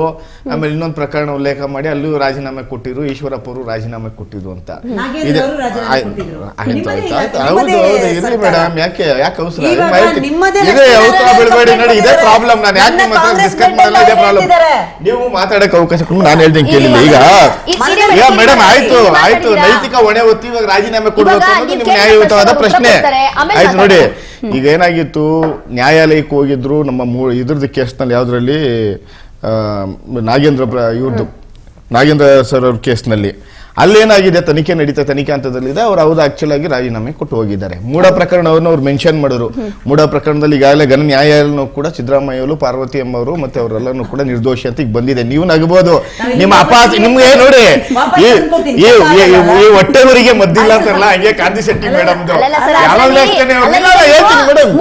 ಹೇಳಿದ್ರಲ್ಲ, ಅದಕ್ಕೆ ಹೇಳ್ತೀನಿ ಕೇಳಿ. ಅದ್ರಲ್ಲಿ ಮೊದಲನೇದಾಗಿ ಲೋಕಾಯುಕ್ತ ಏನ್ ಕ್ಲೀನ್ ಚಿಟ್ ಕೊಟ್ಟಿತ್ತಲ್ಲ, ಆ ಕ್ಲೀನ್ ಚಿಟ್ ಅಲ್ಲಿ ಸುಮ್ಮನೆ ಏನೋ ಕ್ಲೀನ್ ಚಿಟ್ ಕೊಡ್ಬೇಕು ಅನ್ನೋ ಒಂದು ನೆಪದಿಂದ ಸರಿಯಾಗಿ ಅಂತೇಳಿ ಈಗಲೂ ಪದೇ ಪದೇ ನಾನು ಅದನ್ನೂ ಹೇಳ್ತಾ ಇದೀನಲ್ಲ, ಹೇಳ್ತೀನಿ ನೋಡಿ, ಇಲ್ಲಿ ನ್ಯಾಯಾಲಯ ಮುಕ್ತವಾಗಿರ್ತದೆ, ಯಾರು ಬೇಕಾದ್ರೂ ಹೋಗ್ಬೋದು, ಇನ್ನ ದೊಡ್ಡ ಹಂತಕ್ಕೂ ಹೋಗ್ಬೋದು. ಪೀಠಗಳಿದೆ, ಪೀಠ ಸದಸ್ಯತ್ವ ಎಲ್ಲದಕ್ಕೂ ಹೋಗ್ಲಿ, ನಮ್ಗೇನು ತೊಂದರೆ ಇಲ್ಲ. ತಪ್ಪು ಮಾಡೋದು ಮೇಡಮ್, ಲೆಟ್ ಮಿ ಫಿನಿಶ್ ಒಂದ್ ನಿಮಿಷ ಇರಿ. ಇವ್ರು ಇವಾಗ ಹೇಳ್ತಾ ಇರೋ ನೈತಿಕ ಹೊಣೆ ಹೊತ್ತಿ ಇವಾಗ ನೀವು ರಾಜೀನಾಮೆ ಕೊಡಿ ಅಂತ. ಆಯ್ತು, ಜೆಫ್ರಿ ಎಸ್ಟಿನ್ ಫೈಲ್ ನಲ್ಲಿ ಒಬ್ರು ಬ್ರಿಟನ್ ಒಬ್ರು ಸಚಿವರದ ಹೆಸರು ಬರ್ತದೆ, ಅವರು ನೈತಿಕ ಹೊಣೆ ಹೊತ್ತಿ ರಾಜೀನಾಮೆ ಕೊಟ್ರು. ಅಲ್ಲರೇ ನಿಮ್ಮ ಪ್ರಧಾನಿಗಳ ಹೆಸರು, ಅಲ್ಲರೇ ಹೇಳಕ್ ಕೇಳಿ ಮೇಡಮ್, ವಿಶ್ವಗುರು ಪ್ರಧಾನಿಗಳ ಹೆಸರು ಮೇಡಮ್. ಒಂದ್ ನಿಮಿಷ, ಬ್ರಿಟನ್ ನ ಸದಸ್ಯರು ಕೂಡ ಇದು ರಾಜೀನಾಮೆ ಕೊಟ್ಟಿದ್ದಾರೆ. ಪ್ರಧಾನಿಗಳು ವಿಶ್ವಗುರುಗಳು ಅಂತ ಕರೆಸ್ಕೊಳ್ಳುವಂತಹ ನರೇಂದ್ರ ಮೋದಿ ಅವರ ಹೆಸರಿದೆ. ಕೊಡ್ಸ್ತೀರಾ ನೀವು? ಧೈರ್ಯ ಇದೆಯಾ? ತಾಕತ್ತಿದ್ಯಾ? ಮೇಡಮ್ ಆಗ್ಬೇಕು ಹೇಳ್ತೀನಿ ಕೇಳಿ ಮೇಡಮ್. ಎಲ್ಲಾರ್ಗೂ ಕೂಡ ನೋಡಿ, ಇಲ್ಲಿ ಎಲ್ಲಾರ್ಗೂ ಕೂಡ ನೈತಿಕ ಹೊಣೆ ಹೊರಬೇಕು. ಬಿಜೆಪಿ ಅವ್ರ ನೈತಿಕ ಹೊಣೆ ಇಲ್ವಂಗಾರೆ ಇವಾಗ ಬಂದಿಲ್ವಾ? ಅದ್ ಬೇಡ ರೀ,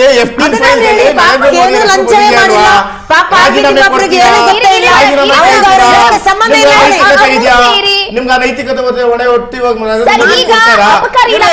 ಅಬಕಾರಿ ಇಲಾಖೆ ಬಿಜೆಪಿಯ ಸರ್ವಶ್ರೇಷ್ಠ ನಾಯಕರು ಅವ್ರು ರಾಜೀನಾಮೆ ಕೊಡ್ತಾರಾ? ನೋಡ್ರಿ, ತಪ್ಪಾಗಿದ್ರೆ ತಪ್ಪಾಗಿದ್ರೆ ತನಿಖೆ ಆಗಲಿ. ಯಾರನ್ನು ಇಲ್ಲಿ ಪರ ನಾನು ಇಲ್ಲಿ ಯಾರ ಪರಾನು ವಹಿಸ್ಕೊಂಡಲ್ಲ, ವಕಾಲತ್ತು ಮಾಡಕ್ ಬಂದಿಲ್ಲ ನಾನು. ಇಲ್ಲಿ ಬಂದ್ರೆ ನ್ಯಾಯ ಏನಿದೆ ನನ್ನ ಪಾರ್ಟಿ ಏನೇನೋ ಕೊಟ್ಟಿದ್ದಾರೆ ಅಷ್ಟು ಮಾತ್ರ ಮಾತಾಡ್ತಾ ಇದ್ವಿ. ಅವರು ತಪ್ಪು ಮಾಡಿದ್ರೆ ಅವ್ರಿಗೂ ಶಿಕ್ಷೆ ಆಗುತ್ತೆ. ಕಾನೂನು ಎಲ್ರಿಗೂ ಕೂಡ ಮುಕ್ತ ಇಲ್ಲಿ. ನಾನು ಅದೇ ಪದೇ ಪದೇ ಹೇಳ್ತಾ ಇರೋದು, ಬರ್ತಾ ಇದ್ದೀನಿ. ಆಮೇಲೆ ದಿವಾಳಿ ಎಂಬ ಪದ ಬಳಕೆ ಮಾಡಿದ್ರು ನಮ್ಮ ನಾಗೇಂದ್ರಣ್ಣ ಅವರು. ಅಣ್ಣ, ಈಗ ದೇಶದಲ್ಲಿ 800 ಕೋಟಿವರೆಗೂ ಹೋಗ್ಬಿಟ್ಟಿದೆ ಅಣ್ಣ. ಈಗ ಬಜೆಟ್ ಒಬ್ಬೊಬ್ಬನಿಗೂ 4-5 ಕೋಟಿ ರೂಪಾಯಿ ತಲೆ ಮೇಲೆ ಬಿದ್ದಿದೆ. ನಾವು ಅದು 56,000 ಕೋಟಿನ ಕೊಟ್ಟು ಜನಗಳಿಗೆ ಡೈರೆಕ್ಟ್ ಬೆನಿಫಿಟ್ ಮಾಡ್ತಾ ಇದೀವಿ. ಆದ್ರೆ ದಿವಾಳಿ ತಗೊಂಡಾಗಿರೋದು ಯಾರು ಗೊತ್ತಾ? ಬಿಜೆಪಿ ಅವ್ರ ಜೊತೆ ಕೈ ಜೋಡಿಸ್ಕೊಂಡಿದ್ದೀರಾ. ದಯವಿಟ್ಟು ಎಚ್ಚೆತ್ಕೊಳ್ಳಿ. ನೀವು ಯಾವಾಗಲೂ ಸುಮ್ನೆ ರೀ ಮೇಡಮ್, ನೀವು ಸುಮ್ನೆ ನಿಮ್ಗೆ ಇದೇ ಪ್ರಾಬ್ಲಮ್. ನಾನು ಎಲ್ಲಾ ಡಿಬೇಟ್ ಅಲ್ಲಿ ನೋಡ್ತೀನಿ, ನೀವು ಮಾತಾಡಿದ್ರೆ ನಾವು ಮಾತಾಡ್ತೀರಾ? ನಿಮ್ಗೆ ಕಾಮನ್ ಸೆನ್ಸ್ ಇಲ್ಲಪ್ಪ. ತುಂಬಾ ಕೌಂಟರ್ ಕೊಡಿ, ಉತ್ತರ ಕೊಡ್ತೀನಿ ಅದಕ್ಕೆ. ನೋಟ್ ಮಾಡ್ಕೊಳ್ಳಿ.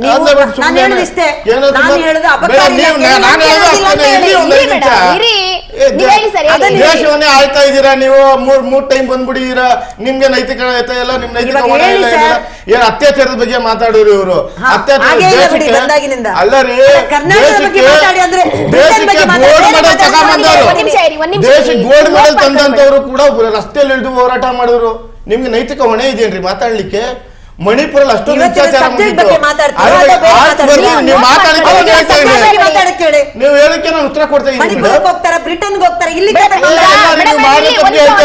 ಈಗ ಎಲ್ಲರೂ ಕೂಡ ಇಲ್ಲಿ ಒಂದೊಂದು ಎಕ್ಸಾಂಪಲ್ ತಗೊಂಡು ಮಾತಾಡ್ತಾ ಇದ್ದೀರಾ, ಹೌದಾ?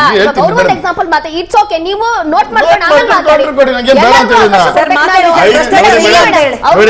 ಇಲ್ಲಿದೆ ಹೇಳ್ತೀನಿ ನೋಡಿ. ಈಗ ಇಲ್ಲಿ ಚರ್ಚೆ ಆಗ್ತಾ ಏನು 5-6 ಕೋಟಿ ಒಂದು ವರ್ಗಾವಣೆಗೆ ದಂಧೆ ನಡೆಸ್ತಾ ಇದ್ದಾರೆ ಅಂತ. ಇದ್ರ ಬಗ್ಗೆ ಮಾಹಿತಿ ಇದೆ ನಿಮ್ಮಲ್ಲಿ? ಯಾಕೆ ನೀವು ವಿರೋಧ ವ್ಯಕ್ತಪಡಿಸಿಲ್ಲ? ಮಾಹಿತಿ- ಯಾಕೆ ದೂರು ಕೊಟ್ಟಿಲ್ಲ? ಆಯ್ತು, ಮಾಹಿತಿ ಕೊಡ್ತೀನಿ. ಯಾಕೆ ನೀವು ದೂರು ನಿಮ್ಗೆ ಕೊಟ್ಟಿಲ್ಲ? ನಾವು ಯಾಕೆ ಮಾತಾಡೋದು ವಿರೋಧ ಕೇಳಿಸಿಲ್ಲ ವ್ಯಕ್ತಪಡಿಸ್ತಾ ಅಂದ್ರೆ ಇಲ್ಲ? ಒಂದ್ ನಿಮಿಷ ಇರಿ See, ಮೇಡಮ್, ಇದೆಲ್ಲ ಒಂದ್ ನಿಮಿಷ ಆಮೇಲೆ ಇರಿ. ಕೇಳ್ತಾ ಇರೋರು ಏನಾಗಿದೆ, ನೀವು ಏನೋ ಒಂದು 5 ಯೋಜನೆ ಹೇಳಿ ಅಂತ. 5 ಗ್ಯಾರಂಟೀಸ್ ನಮ್ ದೊಡ್ಡ ಯೋಜನೆ, ಈ ಅದರಲ್ಲೂ guarantee ಹೇಳ್ತೀನಿ ಬಗ್ಗೆ ಕೇಳಿ. ಮಾತಾಡ್ತಿಲ್ಲ ಈಗ. ಅಲ್ಲ, ಅದೇ ಕೇಳಿ ಮೇಡಮ್, ಉತ್ತರ ಕೊಡ್ತಾ ಇದ್ದಾರೆ, ನೀವು ಸಮಾಧಾನವಾಗಿರಿ, ಇಡೀ ನೀವು ಅವ್ರ ಮುಖದಲ್ಲಿ ಮಾತಾಡಿ ನೀವು. ಇಡೀ ದೇಶದಲ್ಲಿನೇ Karnataka per capital income number 1, highest tax payer ನಾವು. ಇವತ್ತು ಮೊನ್ನೆ ಕೂಡ ನೀವು ಟ್ಯಾಕ್ಸ್ ಇದ್ರಲ್ಲಿ ಕೊಡೋದ್ರಲ್ಲಿ ನಮ್ಗೆ ಅನುದಾನ ಕೊಡೋದ್ರಲ್ಲಿ ಎಷ್ಟು ದೊಡ್ಡ ಡಿಫ್ರೆನ್ಸಸ್ ಮಾಡಿದೀರಾ. ದಕ್ಷಿಣ ಕರ್ನಾಟಕದಲ್ಲಿ ಇರಿ, ಎಷ್ಟು ದೊಡ್ಡ ಇರಿ. ಡಿಫ್ರೆನ್ಸಸ್ ಅವ್ರ ಮಾಡಿದೀರಾ. examples ಕೊಡಿ, ನಾವು ಕೊಡಿ. ಅದನ್ನು ಒಬ್ರು ನಿಮ್ಮಂತ ಪತ್ರಿಕಾ ಮಿತ್ರರೊಬ್ರು ಕೇಳ್ತಾರೆ ಬುದ್ಧಿವಂತಿಕೆಯಿಂದ, ಮೇಡಮ್ ಈ ಸರಿ ಮಿಡಲ್ ಕ್ಲಾಸ್ ಫ್ಯಾಮಿಲಿ ಏನ್ ಕೊಡ್ತಾ ಹೌದು, ಇದೀರಾ? ಹೌದು, ನೋಡಿದ್ದೀನಿ. ಅಪಹಾಸ್ಯ ಮಾಡ್ತಾರಲ್ರಿ. ಮೇಡಮ್ ಈರುಳ್ಳಿ ಇದೆ ಅಂತ ರೇಟ್ ಜಾಸ್ತಿ ಆಗಿದೆ ಅಂದ್ರೆ No involvement. ನಾನು ಈರುಳ್ಳಿ ತಿನ್ನಲ್ಲ ಅಂತ ನಂಗೆ ನನಗೆ ಸೈಕಲ್ ಅಲ್ಲಿ ಹೋಗೋಂಗೆ ಇರಿ, ಇರಿ, ಸೈಕಲ್ ಅಲ್ಲಿ ಹೋಗ್ತಾ ಇದ್ದೀನಿ ಎಲ್ಲರ ಮೇಡಮ್, ಬಗ್ಗೆ ಮಾತಾಡೋಣ, ಇರಿ. ಸೈಕಲ್ ಅಲ್ಲಿ ಹೋಗ್ತಾ ಇದಾರೆ ಮೇಡಮ್, ಹಳ್ಳ ಇದೆ ಬಿದೋಗ್ತಾರೆ, ಸೈಕಲ್ ಅಲ್ಲಿ ಪಾದಚಾರಿಗಳು ಬಿದೋಗ್ತಾರೆ, ನಾನು ಸೈಕಲ್ ಪಾದಚಾರಿನೇ ಅಲ್ವಲ್ಲ, ಕಾರಲ್ಲಿ. ಈ ತರ ಒಂದು ದಿಮಾಕಿನ ಉತ್ತರ ಕೊಡ್ತಾರೆ ಅದಕ್ಕೆ ಕೆಲಸ. ನೀವು ಯಾವ್ದಾದ್ರು ನೈತಿಕ ಹೊಣೆ ಕೊಡ್ತೀರಾ ಇವಾಗ? ಹೇಳಿ, ನಿಮ್ಮಲ್ಲಿ ಇದಕ್ಕೆ ಆನ್ಸರ್ ಇದೆಯಾ? ಎಂತ ಒಂದು ದೇಶಕ್ಕೆ ಅಪಮಾನ ಆಗಿದೆ ರೀ. ಇದು ಅದ್ಯಾವುದು ಇವಂದು ಎಫ್ಟಿನ್ ಫೈಲ್ದು ದೇಶಕ್ಕೆ ಅಪಮಾನ. ಅಂತ ಜಾಗದಲ್ಲಿ ಏನ್ರಿ ಮಾಡಿ? ನಡೀತಾ ಇಲ್ಲ. ಅಲ್ಲ ರೀ, ಅಲ್ಲ ನಿಮ್ ಪ್ರಧಾನಿ ಯಾವ ತರ ಆನ್ಸರ್ ಮಾಡ್ತಾರ ಎತ್ಕೊಂಡು ಏನ್ ಮಾತಾಡ್ತಿದ್ದಾರೆ? ಆನ್ಸರ್ ಮಾಡ್ತಾರೆ ಮೇಡಮ್. ಬಿಜೆಪಿ ನಾನು ನೇರವಾಗಿ ಕೇಳ್ತೀನಿ, ಅವ್ರ ಬಿಜೆಪಿಯ ಪ್ರಧಾನಿಯ ಯೋಗ್ಯತೆಗೆ ತಕ್ಕಂತೆ ಒಂದು ಸಿಂಗಲ್ ಇಲ್ಲಿ ಅಬಕಾರಿ ಇಲಾಖೆ ಬಗ್ಗೆ ಮಾತಾಡ್ತಾ ಇದೀವಿ. ಅಬಕಾರಿ ಇಲಾಖೆ ಬಗ್ಗೆ ಹೇಳ್ತಾ ಇರೋದು. ಆರೋಪ ನಾನು ಅದನ್ನೇ ಹೇಳ್ತೇನಿಲ್ಲ, ಆರೋಪದ ಬಗ್ಗೆ ಸತ್ಯಾಸತ್ಯತೆ ತಿಳಿಬೇಕು, ತನಿಖೆ ಆಗ್ಲಿ. 101% ಶಿಕ್ಷೆ ಮೇಲೆ ನಮ್ಗೆ ಯಾವ್ದು ಇದಿಲ್ಲ. ಕೇಳಿಸ್ಕೊಂಡಿದ್ದೀರಾ ಸರ್ ನೀವು? ಕೇಳಿಸ್ಕೊಂಡಿದ್ದೀನಿ. ನಾನು ಸಾವಿರ ಹೇಳ್ತೀನಿ ನೋಡಿ, ಈಗ ಅಧಿಕಾರಿಗಳಿಗೆ ಸಾವಿರ ಹೇಳ್ತೀನಿ, ಹೆಂಗ್ ಒಪ್ಕೊಬಿಡ್ತೀರಿ ನೋಡಿ ಮೇಡಮ್. ಈಗ ನನ್ನ ಇಲಾಖೆಯಲ್ಲಿ ತಪ್ಪಾಗಿದೆ, ಅವ್ರು ಹೇಳ್ತಾ ಇದ್ದಾರೆ ನನ್ನ ಹೆಸರು ದುರ್ಬಳಕೆ ಆಗಿದೆ ಅಂತ. ಆ ವ್ಯಕ್ತಿನೂ ಕೂಡ ಸಸ್ಪೆಂಡ್ ಮಾಡಿದ್ದಾರೆ, ತನಿಖೆಗೂ ಒಳಪಡಿಸಿದ್ದಾರೆ. ನೀವಾಗ ಇವ್ರನ್ನ ರಾಜೀನಾಮೆ ಕೇಳ್ತಾ ಇದ್ದೀರಾ. ನೀವು ಯಾವ್ದು ಸಾಕ್ಷಿನೇ ಕೊಡದೆ ಏನು ಮಾಡದೆ ನೀವು ನೋಡ್ರಿ. ಇವಾಗ ನಾಗೇಂದ್ರ ಅವ್ರದ್ದು ಏನಾಗಿತ್ತು, ಇದು ಬ್ಯಾಂಕ್ ಡೀಟೇಲ್ಸ್ ಎಲ್ಲ ಇತ್ತು, ಸಾಕ್ಷಿ ಕೊಟ್ರಿ ಅವ್ರಿಗೆ. ಸರಿ, ನಾನು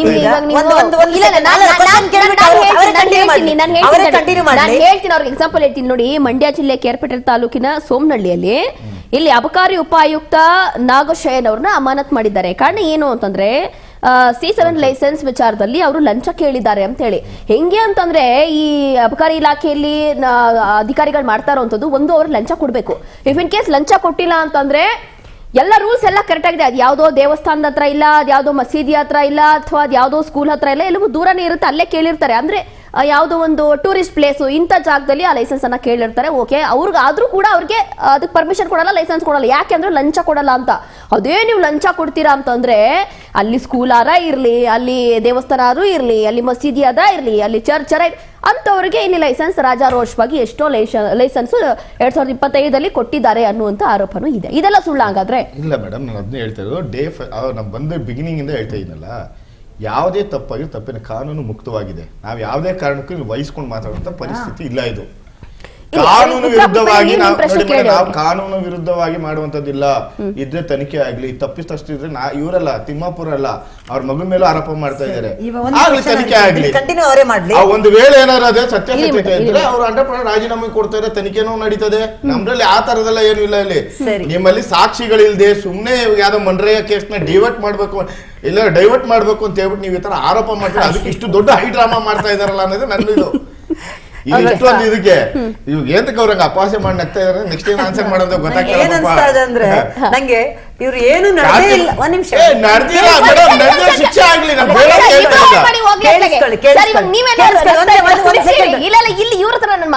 ಒಂದ್ ನಿಮಿಷ ಅದಕ್ಕೆ ಉತ್ತರ ಕೊಡ್ಲಿ. ನೀವು ಏನು ನಡೆದೇ ಇಲ್ಲ ಅಂದ್ರೆ ಒಬ್ಬ DC ಜಗದೀಶ್ ಅವರಿಗೆ ಯಾಕೆ ಸಸ್ಪೆಂಡ್ ಮಾಡಿದ್ರಿ? ಏನು ನಡೆದೇ ಇಲ್ವಲ್ಲ.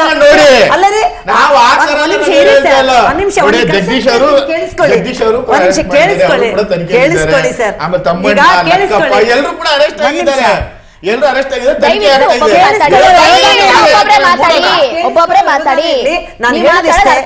ನೋಡಿ, ಕಾಂಗ್ರೆಸ್ ಪಕ್ಷದ ಅಬಕಾರಿ ಇಲಾಖೆ ತುಂಬಾ ಸಾಚ ಅಂದ್ರೆ ಆ ಲಕ್ಕಣ್ಣ ಇರ್ಬೋದು, ಜಗದೀಶ್ ಇರ್ಬೋದು, ಅವ್ರನ್ನೆಲ್ಲ ಯಾಕೆ ಪಾಪ ಸಸ್ಪೆಂಡ್ ಮಾಡ್ತೀರಾ? ಏನು ಲಂಚನೆ ನಡೆದಿಲ್ವಲ್ಲ ನಿಮ್ ಪ್ರಕಾರ? ಯಾಕೆ ಸಸ್ಪೆಂಡ್ ಅಲ್ವಾ? ಹಾಗಾದ್ರೆ ಅವ್ರು ನಡೆದಿದೆ ಹೌದಾದ್ರೆ ಅವ್ರಿಗೆ ಸಸ್ಪೆಂಡ್ ಆಗಿದ್ದು ನಿಜ ಅಂತ ಆದ್ರೆ ಅದಕ್ಕೆ ಅದು ಯಾರ ಇಲಾಖೆ, ಯಾರ ಅಂಡರಲ್ಲಿ ಬರುತ್ತೆ? ತಿಮ್ಮಾಪುರ ಅವರ ಇಲಾಖೆ ಡಿಮ್ಯಾಂಡ್ ಮಾಡಿದಾರಾ ನೋಡಿ. ಇಲ್ಲ ಅಂತ ಹೇಳಿ ನೀವ್ ಹೆಂಗೆ ಹೇಳ್ತೀರಾ ಸರ್? ನೀವು ಸಚಿವರ ಹೆಸರನ್ನ ಲಕ್ಷ್ಮೀನಾರಾಯಣ ಅವರು ಸಚಿವರಿಗೆ ದುಡ್ಡು ಕೊಡ್ಬೇಕು, ಅವ್ರಿಗೆ ಬೇಕಾದ್ರೆ ಫೋನ್ ಮಾಡಿ ಕೊಡಿ ಅಂತ ಹೇಳಿದ್ದಾರೆ. ಅವ್ರಿಗೆ ಇನ್ನೂ ಒಂದು ಹೇಳಿದ್ದಾರೆ, ಮಿನಿಸ್ಟರ್ ಟೇಬಲ್ ಹೋಗುತ್ತೆ, ಇನ್ನ ಮುಂದಕ್ಕೆ ಹೇಳಿದ್ದಾರೆ, ಇನ್ನ ಮುಂದಕ್ಕೆ ಹೋಗಿ ಹೇಳಿದ್ದಾರೆ. ಅಲ್ಲ, ಇನ್ನ ಮುಂದಕ್ಕೆ ಹೋಗಿ ಹೇಳಿದ್ದಾರೆ, ನಾನು ಕಾಂಗ್ರೆಸ್ನ ಕಾರ್ಯಕರ್ತ, ಸುಮ್ನೆ ಬಾಯಿ ಮುಚ್ಕೊಂಡು ನಾನು ಬಾಯಿ ಬಿಟ್ರೆ ಇವ್ರದೆಲ್ಲ ಹಗರಣ ಆಚೆ ಬರುತ್ತೆ ಅಂತ ಸುಮ್ನಿದೀನಿ, ಏನ್ ನಡೀತೆ ಅಂತ ನೋಡ್ತಾ ಇದ್ದೀನಿ, ನಂದೆಲ್ಲ ಇದಾಗ ಅವ್ರು ಹೇಳ್ತಾರೆ. ಈಗ ಅವ್ರದ್ದು ಡಾಕ್ಯುಮೆಂಟ್ ಸರಿ ಇಲ್ಲ, ಕೊಡಕ್ಕಾಗಲ್ಲ ಅಂತ ಹೇಳ್ತಾರೆ. ಅಂದ್ರೆ ಡಾಕ್ಯುಮೆಂಟ್ ಸರಿ ಇಲ್ಲ ಅಂದ್ರೆ ಇವ್ರ ಹತ್ರ 13 ಲಕ್ಷ ಹೆಂಗ್ ಕಟ್ಟಿಸ್ಕೊಂಡ್ರು? ದುಡ್ಡು ಹೆಂಗ್ 6ನೇ ತಾರೀಕು ಅವರು ದುಡ್ಡು ಕಟ್ಟಿದ್ದಾರೆ. ನಾನು ಮಾತಾಡಿದೆ, 6ನೇ ತಾರೀಕು ದುಡ್ಡು ಕಟ್ಟಿಸ್ಕೊಂಡಿದ್ದಾರೆ. ಇಬ್ಬರ ಹತ್ರ ಮಾತಾಡ್ತೀರಿ ಸರ್. ಈಗ ಕೇಳ್ತಾ ಇದ್ರಿ ಏನೆಲ್ಲ ಆಗ್ತಾ ಇದೆ ಅಂತ ಹೇಳಿ, ನಿಮ್ಮ ಪ್ರಕಾರ ಇಂಥ ಒಂದು ಭ್ರಷ್ಟಾಚಾರ ಅಥವಾ ಈ ಲಂಚ ಆತರ ಇದೆಲ್ಲವೂ ಕೂಡ ನಿಲ್ಲಿಸ್ಬೇಕಪ್ಪ, ಎಲ್ಲವೂ ನಮ್ ಕರೆಕ್ಟ್ ಆಗಿ ಕೆಲಸ ಆಗ್ಬೇಕು ಅಂತಂದ್ರೆ ಏನ್ ಮಾಡ್ಬೋದು ಸರ್ ನಿಮ್ಮ ಪ್ರಕಾರ? ಸದ್ಯಕ್ಕೆ ಗಣ್ಯ ತಗೊಂಡು ಅವಕಾಶ ಕೊಟ್ಟಿದ್ದಕ್ಕೆ ಥ್ಯಾಂಕ್ ಯು. ಎಲ್ಲರಿಗೂ ಸಂವಾದ ಅಂತ ಒಂದು ಅವಕಾಶಗಳನ್ನು ಕಲ್ಪಿಸ್ಕೊಡಿ. ಕಿರ್ಚಾಡೋದ್ರಿಂದ ನೋಡ್ತಕ್ಕಂಥ ಜನ ನಮ್ಮ ಬಗ್ಗೆ ಕೆಟ್ಟ ರೀತಿ ತಿಳ್ಕೊಳ್ಳೋದು ಬೇಡ. ಮೊದಲನೇದಾಗಿ ನಮ್ಮ ಕಾಂಗ್ರೆಸ್ ವಕ್ತಾರರು ಕೆಲವು ವಿಚಾರಗಳನ್ನು ಮಾತಾಡಿ, ನಾನು ದಿವಾಳಿ ಅಂತಕ್ಕಂಥ ಪದವನ್ನು ಸ್ಪಷ್ಟವಾಗಿ ಹೇಳಿದ್ದೀನಿ. ಯಾಕೆ ಹೇಳಿದ್ದೀನಿ ಅಂತಂದರೆ, ಗ್ಯಾರಂಟಿ ಯೋಜನೆಗಳಿಂದ ರಾಜ್ಯದಲ್ಲಿ ಅಭಿವೃದ್ಧಿ ಕೆಲಸಗಳಿಗೆ ಹಣ ಸಿಗ್ತಾ ಇಲ್ಲ ಅಂತಕ್ಕಂಥ ಮಾತನ್ನು ಹೇಳಿರೋದು ನಾವಲ್ಲ, ಅವ್ರದ್ದೇ ಪಕ್ಷದ ಶಾಸಕರು. ದಯಮಾಡಿ ಅವ್ರದ್ದೇ ಪಕ್ಷದ ಶಾಸಕರು ಹೇಳಿರ್ತಕ್ಕಂಥದ್ದು. ಅನೇಕ ಸಂದರ್ಭಗಳಲ್ಲಿ ಅನೇಕ ಮುಖಂಡರುಗಳು ಕೂಡ ಬಹಿರಂಗವಾಗಿ ಹೇಳಿಕೆಗಳು ಕೊಟ್ಟಿದ್ದಾರೆ. ಈ ಒಂದು ಗ್ಯಾರಂಟಿಗಳಿಂದ, ನಮಗೆ ಉಚಿತಗಳಿಂದ ನಮ್ಮ ಕ್ಷೇತ್ರಗಳಲ್ಲಿ ಅಭಿವೃದ್ಧಿಗೆ ಕೆಲಸ ಕಾರ್ಯಗಳಿಗೆ ಹಣ ಸಿಗ್ತಾ ಇಲ್ಲ ಅಂತಕ್ಕಂಥದ್ದು ಸ್ಪಷ್ಟವಾಗಿ ಹೇಳಿರ್ತಕ್ಕಂಥದ್ದು ಕಾಂಗ್ರೆಸ್ ಅವರು. ಈಗ ಅಬಕಾರಿ ವಿಚಾರಕ್ಕೆ ಬರೋದಾದರೆ, ತಾವು ಆಗಲೇ ಹೇಳ್ತಾ ಇದ್ರಿ ಮೇಡಮ್, ಒಂದು ಮಾತನ್ನು ಸ್ಪಷ್ಟವಾಗಿ ಹೇಳ್ತಾ ಇದ್ದೀನಿ. ಮೊನ್ನೆ ರೈಡ್ ಆದಂಥ ಸಂದರ್ಭದಲ್ಲಿ ಸಿಗಾಕೊಂಡಿದ್ದು ಒಬ್ಬ DC, ಅಬಕಾರಿ ಡಿ ಸಿ ಸಣ್ಣ ಪುಟ್ಟ ಹುದ್ದೆ ಅಲ್ಲ ಅದು. ಆ ವ್ಯಕ್ತಿ ಓಪನ್ ಆಗಿ ಎಲ್ಲರ ಮುಂದೆ ಏನಕ್ಕೆ ಹೇಳಬೇಕು, ಹಾಗಾದರೆ ಏನಂತ ಹೇಳ್ತಾನೆ, ಸಚಿವರ ತನಕ ನಾನು ಕೊಡಲೇಬೇಕು ಅಂತಕ್ಕಂಥದ್ದು. ಸಾಮಾನ್ಯ ವ್ಯಕ್ತಿ ಎಲ್ಲ ಹೇಳಿರ್ತಕ್ಕಂಥದ್ದು ಇದು. ಹಾಗಾದರೆ ಇದು ಪ್ರೂವ್ ಆಗಬೇಕಾ ಬೇಡವಾ? ಹಾಗಾದರೆ ನಿಮ್ಮ ಇಲಾಖೆಯಲ್ಲಿ ನಡೆದಂಥ ಸಂದರ್ಭದಲ್ಲಿ ಅದ್ರ ಜವಾಬ್ದಾರಿ ನೀವು ವಹಿಸ್ಕೋಬೇಕಾಗುತ್ತೆ. ತಾವು ಮಂಡ್ಯ ವಿಷಯ ಹೇಳಿದ್ರಿ, ಶೈನೇಶ್ ಅವರನ್ನ ಇದು ಮಾಡಿದಂತ, ಸರಿ ಸುಮಾರು 60 ಲಕ್ಷ ರೂಪಾಯಿಗೆ ಬೇಡಿಕೆ ಇಟ್ಟಿದ್ದಾರೆ. ಅದು ಮಂತ್ಲಿ ಕೊಡಬೇಕು ಅಂತಕ್ಕಂಥ ವಿಷಯಕ್ಕೆ ಗಲಾಟೆ ಆಗಿತ್ತು. ಆದಂಥ ಸಂದರ್ಭದಲ್ಲಿ ಮಂತ್ಲಿ ಕೊಡಲ್ಲ ಅಂತಂದರೆ ಅವ್ರ ಮೇಲೆ ಸುಮ್ಮನೆ ಕೇಸ್ಗಳು ಹಾಕಿರ್ತಕ್ಕಂಥದ್ದು ನಾನು ಆಗಲೇ ಮಾತಾಡಿದ್ದೀನಿ. ಮೇಡಮ್, ಇನ್ನೂ ಒಂದು ದುರಂತ ಏನು ಅಂತಂದರೆ, ಸರಿ ಸುಮಾರು ಇವ್ರು ಯಾವ ಬಡವ್ರ ಬಗ್ಗೆ ಕಾಳಜಿ ಇಟ್ಕೊಂಡಿದ್ದೀವಿ ಅಂತಕ್ಕಂಥ ಮಾತನ್ನು ಮಾತಾಡ್ತಾರಲ್ವ ಕಾಂಗ್ರೆಸ್ ಅವರು. ಈಗ ನರೇಗಾ ವಿಷಯದಲ್ಲೇ ರೈತರ ಬಗ್ಗೆ ಮಾತಾಡ್ತಾ ಇದ್ರು. ನರೇಗಾ ವಿಷಯ ನಾನು ಡೈವರ್ಟ್ ಮಾಡ್ತಾ ಇಲ್ಲ. ಇದೇ ಅಬಕಾರಿ ಇಲಾಖೆಯಲ್ಲಿ ಇವತ್ತು ಏನೊಂದು ಡ್ರಿಂಕ್ಸಲ್ಲಿ ರೇಟ್ ಇದೆ, ಮೊನ್ನೆ ಕಾಂಗ್ರೆಸ್ ವಕ್ತಾರ ಹೇಳಬೇಕಾಗುತ್ತೆ, 2003ರಿಂದ ಮೇಡಮ್ 2023ರಿಂದ 2026 ತನಕ ಸರಿ ಸುಮಾರು 4 ಬಾರಿ ಬೆಲೆಯನ್ನು ಜಾಸ್ತಿ ಮಾಡಿದ್ದಾರೆ. ಬಡವರು ಇವತ್ತು ಹೆಚ್ಚು ಕಮ್ಮಿ 10%, 15%, 20% ತನಕ ರೇಟ್ಗಳನ್ನ ಜಾಸ್ತಿ ಮಾಡಿ ಇವತ್ತು ಒಬ್ಬ ಸಾಮಾನ್ಯ ಮನುಷ್ಯ, ಆವತ್ತಿನ ದಿನದಲ್ಲಿ ಸನ್ಮಾನ್ಯ ಕುಮಾರಸ್ವಾಮಿ ಅವರು ಯಾವೊಂದು ಸಾರಾಯಿಂದ ಜನಗಳು ಸಾಯ್ತಾ ಇದ್ರು, ಬಡವರು ಸಾರಾಯಿ ನಿಷೇಧ ಮಾಡಿದ್ರೆ ಏಕ್ದಮ್ಮು. ಇವತ್ತು ನೀವು ಇಲ್ಲಿ ರೆವಿನ್ಯೂ ಬರ್ತಾ ಇದೆ, ಕಡ್ಡಾಯವಾಗಿ ರಾಜ್ಯದಲ್ಲಿ ಇರ್ತಕ್ಕಂಥ ಬಡವ್ರನ್ನ ಕುಡುಕರಾಗಿ ಮಾಡಿ ಮತ್ತೆ ಅವರಿಂದ ನೀವು ಹಣನ ಯಾವ ರೀತಿ ಪೀಕ್ತಾ ಇದ್ದೀರಾ ಅಂತಂದ್ರೆ 40%, 4 ಬಾರಿ ಸೇರಿ 40% ಹಣ ಜಾಸ್ತಿ ಮಾಡಿದ್ದೀರಾ. ಅವ್ನು ದಿನಗೂಲಿ ಬೆಳಿಗ್ಗೆ ಸಂಜೆ ತನಕ ಕಷ್ಟಪಡ್ತಕ್ಕಂಥ ವ್ಯಕ್ತಿ, ಆ 40% ಜಾಸ್ತಿ ಆದರೆ ಒಂದು ಬಿಯರನ್ನು 200 ರೂಪಾಯಿಗೆ ಸಂಜೆ ಅದ್ರೊಳಗೆ ಅವ್ನು ಕುಡಿದ್ರೆ ಅವ್ನ ಮನೆ ಪರಿಸ್ಥಿತಿ ಏನು? ಬಡವ್ರ ಬಗ್ಗೆ ನಿಮ್ಗೆ ಕಾಳಜಿ ಇದೆಯಾ? ಬಡವ್ರ ಬಗ್ಗೆ ನಿಮ್ಗೆ ಏನಾದರೂ ಕಾಳಜಿ ಇದೆಯಾ? ಮತ್ತೆ ಉತ್ತರ ಕರ್ನಾಟಕದಲ್ಲಿ ನಿಮ್ಗೊಂದು ಇನ್ನೂ ದುರಂತ ಹೇಳ್ತಿದ್ದೀನಿ. ಯಾಕೆ ಹೇಳ್ತಾ ಇದ್ದೀನಿ ಅಂತಂದ್ರೆ, 6,000 ಕೋಟಿ ಹೇಗಾಗುತ್ತೆ ಅಂತಂದ್ರೆ, ಇವತ್ತಿಗೂ ನೀವು ನಿಮ್ಮದೇ ಚಾನೆಲ್ನ ಕ್ಯಾಮ್ರಾ ತಗೊಂಡು ನನ್ನ ಜೊತೆ ಬರೋದಾದರೆ, ಉತ್ತರ ಕರ್ನಾಟಕದಲ್ಲಿ ಪ್ರಾವಿಷನ್ ಸ್ಟೋರ್ಗಳಲ್ಲಿ ಮಾರ್ತಾ ಇದ್ದಾರೆ ಡ್ರಿಂಕ್ಸ್ನ. ಹೇಗೆ ನೀವು ಪರ್ಮಿಷನ್ ಕೊಟ್ರಿ? ನಿಮ್ಮ ಅಧಿಕಾರಿಗಳಿಲ್ವಾ? ಎಲ್ಲ ಕಡೆ ಲಂಚ, ಅಡ್ಜಸ್ಟ್ಮೆಂಟ್, ಅಂಡರ್ಸ್ಟ್ಯಾಂಡಿಂಗ್, ತಡದಿಂದ ಬುಡ ತನಕ ಹೋಗಲೇಬೇಕು. ಇದು ಇದರಲ್ಲಿ ನಡೀತಾ ಇರತಕ್ಕಂಥ ಹಗರಣ. ಈ ಕಾರಣಕ್ಕೆ ನಾವು ಹೇಳ್ತಾ ಇರೋದು, ಮಾನ್ಯ ಶಾಸಕರೇ, ಸಚಿವರೇ, ನಿಮ್ಮ ಜವಾಬ್ದಾರಿಯುತವಾದಂಥ ಸ್ಥಾನದಿಂದ ನೀವು ಯಾಕೆ ರಾಜೀನಾಮೆ ಕೊಡಬೇಕು ಅಂತಂದರೆ, ಈ ಇಲಾಖೆಯೆಲ್ಲ ನಿಮ್ಮ ಅಂಡರಲ್ಲಿ ಬರುತ್ತೆ. ನೀವು ಯಾರ್ಯಾರಿಗೆ ಎಷ್ಟು ಫಿಕ್ಸ್ ಮಾಡಿದ್ದೀರಾ ಅಂತಕ್ಕಂಥದ್ದು, ಒಂದು ತಿಂಗಳಿಗೆ 250ರಿಂದ 300 ಕೋಟಿ ಕಂಪಲ್ಸರಿ ಬರಬೇಕು ಅಂತಕ್ಕಂಥದ್ದು ಮ್ಯಾಂಡೇಟ್ರಿ ಅಧಿಕಾರಿಗಳಿಗೆ. ಮೇಡಮ್ ಕಂಪಲ್ಸರಿ ಕೊಡಲೇಬೇಕು ಮೇಡಮ್, ಕೊಡಲಿಲ್ಲ ಅಂತಂದರೆ ಅವ್ನು ಯಾವ ರೀತಿ ಆದರೂ ವಸೂಲಿ ಮಾಡ್ಕೊಂಡು ಬರಬೇಕಾಗುತ್ತೆ. ಹಾಗಾದರೆ ಎಲ್ಲಿಂದ ಯಾಕೆ 6,000 ಕೋಟಿ ಆಗೋದಿಲ್ಲ? ಈಸಿಯಾಗಿ ಆಗುತ್ತೆ. ಈ ರೀತಿ ಇಲಾಖೆಗಳು ನಡೆಸುವಂಥ ಸಂದರ್ಭದಲ್ಲಿ ಯಾಕೆ ಇವೆಲ್ಲ ಸಮಸ್ಯೆಗಳು ಬಂದಿದೆ ಅಂತಂದರೆ ಉಚಿತಗಳಿಂದ ಈ ಸಮಸ್ಯೆಗಳು ಬಂದಿರತಕ್ಕಂಥದ್ದು. ಸರ್ಕಾರದಲ್ಲಿ ಇದೊಂದೇ ಇಲಾಖೆ ಅಲ್ಲ, ಪ್ರತಿಯೊಂದು ಇಲಾಖೆಯಲ್ಲೂ ಇದೇ ಪರಿಸ್ಥಿತಿ ನಡೀತಾ ಇದೆ. ಇಲ್ಲಿ ಸಿಗಾಕೊಂಡಿದ್ದಾರೆ, ಸಿಗಾಕೊಂಡಿಲ್ಲ, ಸಿಗಾಕೊಳ್ಳದೇ ಇರೋ ತನಕ ಅವ್ರು ಆರಾಮಾಗಿರ್ಬೋದು. ಈಗ ಸಿಗಾಕೊಂಡಿರ್ತಕ್ಕಂಥ ಒಂದು ಮಾತು ನೀವು ಸ್ಪಷ್ಟವಾಗಿ ಹೇಳಕ್ಕೆ ಇಚ್ಛೆ ಪಡ್ತೀನಿ. ಮಾನ್ಯ ಮುಖ್ಯಮಂತ್ರಿಗಳು ಮೂಡಾ ಕೇಸಲ್ಲಿ ಫಸ್ಟ್ 64 ಕೋಟಿ ಅಂತಕ್ಕಂಥ ಕೇಳಿದ್ದವರೇನೆ, ಒಬ್ಬ ಜವಾಬ್ದಾರಿತ ಸ್ಥಾನದಲ್ಲಿರ್ತಕ್ಕಂಥವ್ರು ಆಡಿದ ಮಾತು. ಮತ್ತೆ ಸದನದಲ್ಲಿ ಕೂತ್ಕೊಂಡು ಏನಂತ ಹೇಳ್ತಾರೆ, ನಾಗೇಂದ್ರ ಅವರ ವಿಷಯದಲ್ಲಿ ಹಗರಣನೇ ನಡೆದಿಲ್ಲ ಅಂತಕ್ಕಂಥ ವ್ಯಕ್ತಿ ಇವತ್ತು ಸನ್ಮಾನ್ಯ ಮುಖ್ಯಮಂತ್ರಿಗಳು ಬರೀ 96 ಕೋಟಿ ಯಾವುದಕ್ಕೆ ಉಪಯೋಗಿಸ್ಕೊಂಡಿದ್ದೀರಾ ನೀವು? ಚುನಾವಣೆಗಳಿಗೆ. ಈ ಹಣ ಕೂಡ 6,000 ಕೋಟಿ ಇರ್ತಕ್ಕಂಥದ್ದು ಕೇರಳ ಮತ್ತು ನಮ್ಮ ಯಾವುದಪ್ಪ ಮಹಾರಾಷ್ಟ್ರ ಮತ್ತು ತಮಿಳುನಾಡು ಮುಂದೆ ಬರ್ತಕ್ಕಂಥ ಚುನಾವಣೆಗಳಿಗೆ ಈ ಹಣವನ್ನು ಕೊಡ್ತಕ್ಕಂಥದಕ್ಕೆ ಟಾರ್ಗೆಟ್ ಮಾಡಿದ್ದಾರೆ ಅಂತಕ್ಕಂಥದ್ದು ಕೂಡ ಗಂಭೀರವಾದ ಆರೋಪ ಇದೆ. ಈ ರೀತಿಯಾಗಿ ನಮ್ಮ ರಾಜ್ಯದಲ್ಲಿ ನಡೀತಾ ಇರ್ತಕ್ಕಂಥ ಈ ಹಗರಣಗಳಿಗೆ ಈ ಉತ್ಸವ ಯಾರು ಸಚಿವರು ಇದ್ದಾರೆ ಅಬಕಾರಿಯಲ್ಲಿ, ಅವರು ಯಾವುದೇ ಕಾರಣಕ್ಕೂ ಇವತ್ತು ಬೇರೆ ಮಾತು ಹೇಳ್ತಕ್ಕಂಥದ್ದಿಲ್ಲ. ಈ ತತ್ಕ್ಷಣ ರಾಜೀನಾಮೆ ಕೊಟ್ಟು ಎನ್ಕ್ವೈರಿ ಆಗಲಿ ಮೇಡಮ್, ಎನ್ಕ್ವೈರಿ ಆಗಲಿ. ನೀವು ತಪ್ಪಿತಸ್ಥರಲ್ಲ ಅಂತಂದರೆ ಬನ್ನಿ, ನಿಮ್ಮನ್ನೇ ನಾವೀಗ ಹೇಳಿಲ್ವಲ್ಲ. ನಿಮ್ಮ ಮೇಲೆ ಆರೋಪ ಬಂದಂಥ ಸಂದರ್ಭದಲ್ಲಿ ನೈತಿಕ ಹೊಣೆ ನಿಮ್ದಿರುತ್ತೆ, ನಮ್ದಲ್ಲ ಅದು. ಆ ನೈತಿಕ ಹೊಣೆ ಹೊತ್ಕೊಂಡು ಜವಾಬ್ದಾರಿಯುತವಾಗಿ ನೀವು ರಾಜೀನಾಮೆ ಕೊಡಬೇಕು. ರಾಜೀನಾಮೆ ಕೊಟ್ಟು ನೀವು ಅದನ್ನು ಎದುರಿಸಬೇಕು. ನೀವು ಕ್ಲಿಯರ್ ಚಿಟ್ ಇತ್ತು ಅಂತ, ಕ್ಲೀನ್ ಚಿಟ್ ಇತ್ತು ಅಂದರೆ ಬನ್ನಿ, ಮತ್ತೆ ವಾಪಸ್ಸು ಯಾಕೆ ಬರಬಾರ್ದು?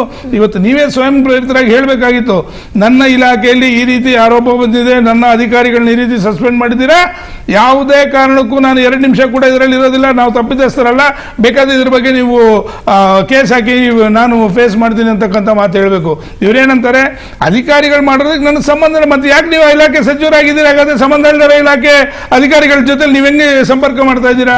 ಈ ರೀತಿ ಬೇಜವಾಬ್ದಾರಿ ಉನ್ನತ ಸ್ಥಾನದಲ್ಲಿರ್ತಕ್ಕಂಥವ್ರು ಬೇಜವಾಬ್ದಾರಿ ಹೇಳಿಕೆಗಳು ಹೇಳ್ತಕ್ಕಂಥದ್ದನ್ನು ಬಿಟ್ಟು ತತ್ಕ್ಷಣ ರಾಜೀನಾಮೆ ಕೊಡಬೇಕು ಅಂತಕ್ಕಂಥದ್ದು ಜಾತ್ಯತೀತ ಜನತಾದಳದ ಒತ್ತಾಯ ಅಂತಕ್ಕಂಥದ್ದು ಸ್ಪಷ್ಟವಾಗಿ ಹೇಳಕ್ಕೆ ಇಚ್ಛೆ ಪಡ್ತಾರೆ. ಓಕೆ ಸರ್, ಈಗ 2021ರಲ್ಲೂ ಕೂಡ ಇದೇ ರೀತಿಯಾದಂಥ ಒಂದು ಅಬಕಾರಿ ಇಲಾಖೆಯಲ್ಲಿ ಇದೇ ಭ್ರಷ್ಟಾಚಾರ, ಆಮೇಲೆ ವರ್ಗಾವಣೆ ವಿಚಾರದಲ್ಲಿ ಲಂಚ ಕೇಳ್ತಿದ್ದಾರೆ ಅನ್ನೋ ಆರೋಪ ಇತ್ತು. ಆವಾಗ ಇದ್ದಿದ್ದು ಕೂಡ ಬಿಜೆಪಿ ನಾಯಕರು ಅಲ್ಲೂ ಕೂಡ ಇರ್ತಾರೆ. ಆ ಸಂದರ್ಭದಲ್ಲಿ ಬಿಜೆಪಿ ಆಡಳಿತ ಇರುತ್ತೆ. ಅವಾಗ ಯಡಿಯೂರಪ್ಪ ಅವರು ಇದ್ರು.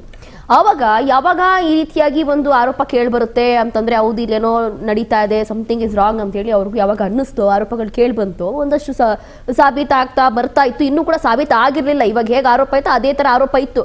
ಆದ್ರೆ ಕೂಡಲೇ ಅವಾಗ ಯಡಿಯೂರಪ್ಪ ಅವರು ಒಂದು ಆದೇಶವನ್ನು ಕೊಡ್ತಾರೆ, ನೀವು ಕೂಡಲೇ ರಾಜೀನಾಮೆ ಕೊಡಬೇಕು, ಅದಾದ ನಂತರ ನೀವು ಪ್ರೂವ್ ಮಾಡ್ಕೊಳ್ಳಿ ಅಂತ ಹೇಳಿ ಅವ್ರಿಗೆ ಒಂದು ಕಾಲಾವಕಾಶ ಕೊಡ್ತಾರೆ. ಫೈನಲಿ ಅವ್ರನ್ನ ಅದೇ ದಿನ ಅವರನ್ನ ರಾಜೀನಾಮೆ ಕೊಡಿಸ್ತಾರೆ. ಇದೇ ತರ ಇಲ್ಯಾಕೆ ಆಗ್ತಾ ಇಲ್ಲ ಅನ್ನುವಂಥದ್ದು ಇವಾಗ ಇವ್ರ ಪ್ರಶ್ನೆ. ಅದು ಸಹಜವಾಗಿ ನಮ್ಮ ಪ್ರಶ್ನೆಯೂ ಕೂಡ ಹೌದು. ಯಾಕೆ ಅಲ್ಲ, ಎಂತ ಕಾಮಿಡಿ ಮೇಡಮ್ ಅಂದ್ರೆ, ಅಲ್ಲ ರೀ, ಆಲ್ರೆಡಿ ನಾಗೇಂದ್ರ ಹತ್ರ ಇಸ್ಕೊಂಡಿಲ್ಲೇನ್ರಿ ಇವ್ರು ಎಲ್ಲ ಅವ್ರದ್ದು ಯಾವಾಗ್ಲೂ ಕೂಡ ಹೇಗ್ ಮಾತಾಡಿದ್ರು ವಿರೋಧ ಪಕ್ಷದ ನಾಯಕರಿದ್ದಾಗ, ಈಗ ಸಿಎಂ ಇದ್ದಾಗ ಹೇಗ್ ಮಾತಾಡ್ತಿದ್ದಾರೆ ಅನ್ನೋದು ರಾಜ್ಯದ ಜನತೆ ನೋಡಿದ್ದಾರೆ. ಬೇಕಾದ್ರೆ ಇನ್ನೊಂದ್ಸರಿ ಪ್ಲೇ ಮಾಡಿ ಅವ್ರು ಹೆಂಗ್ ಮಾತಾಡಿದ್ರು, ಈಗ ಅವ್ರು ಯಾಕೆ ಮಾತಾಡ್ತಿಲ್ಲ? ಮಾತಾಡ್ತಾರೆ, ಯಾಕೆ ಮಾತಾಡ್ತಾರೆ ನೋಡಿ. 18 ಅವ್ರು ಏನಕ್ಕೆ ಚೇಂಜ್ ಆಗ್ತಾ ಇದಾರೆ?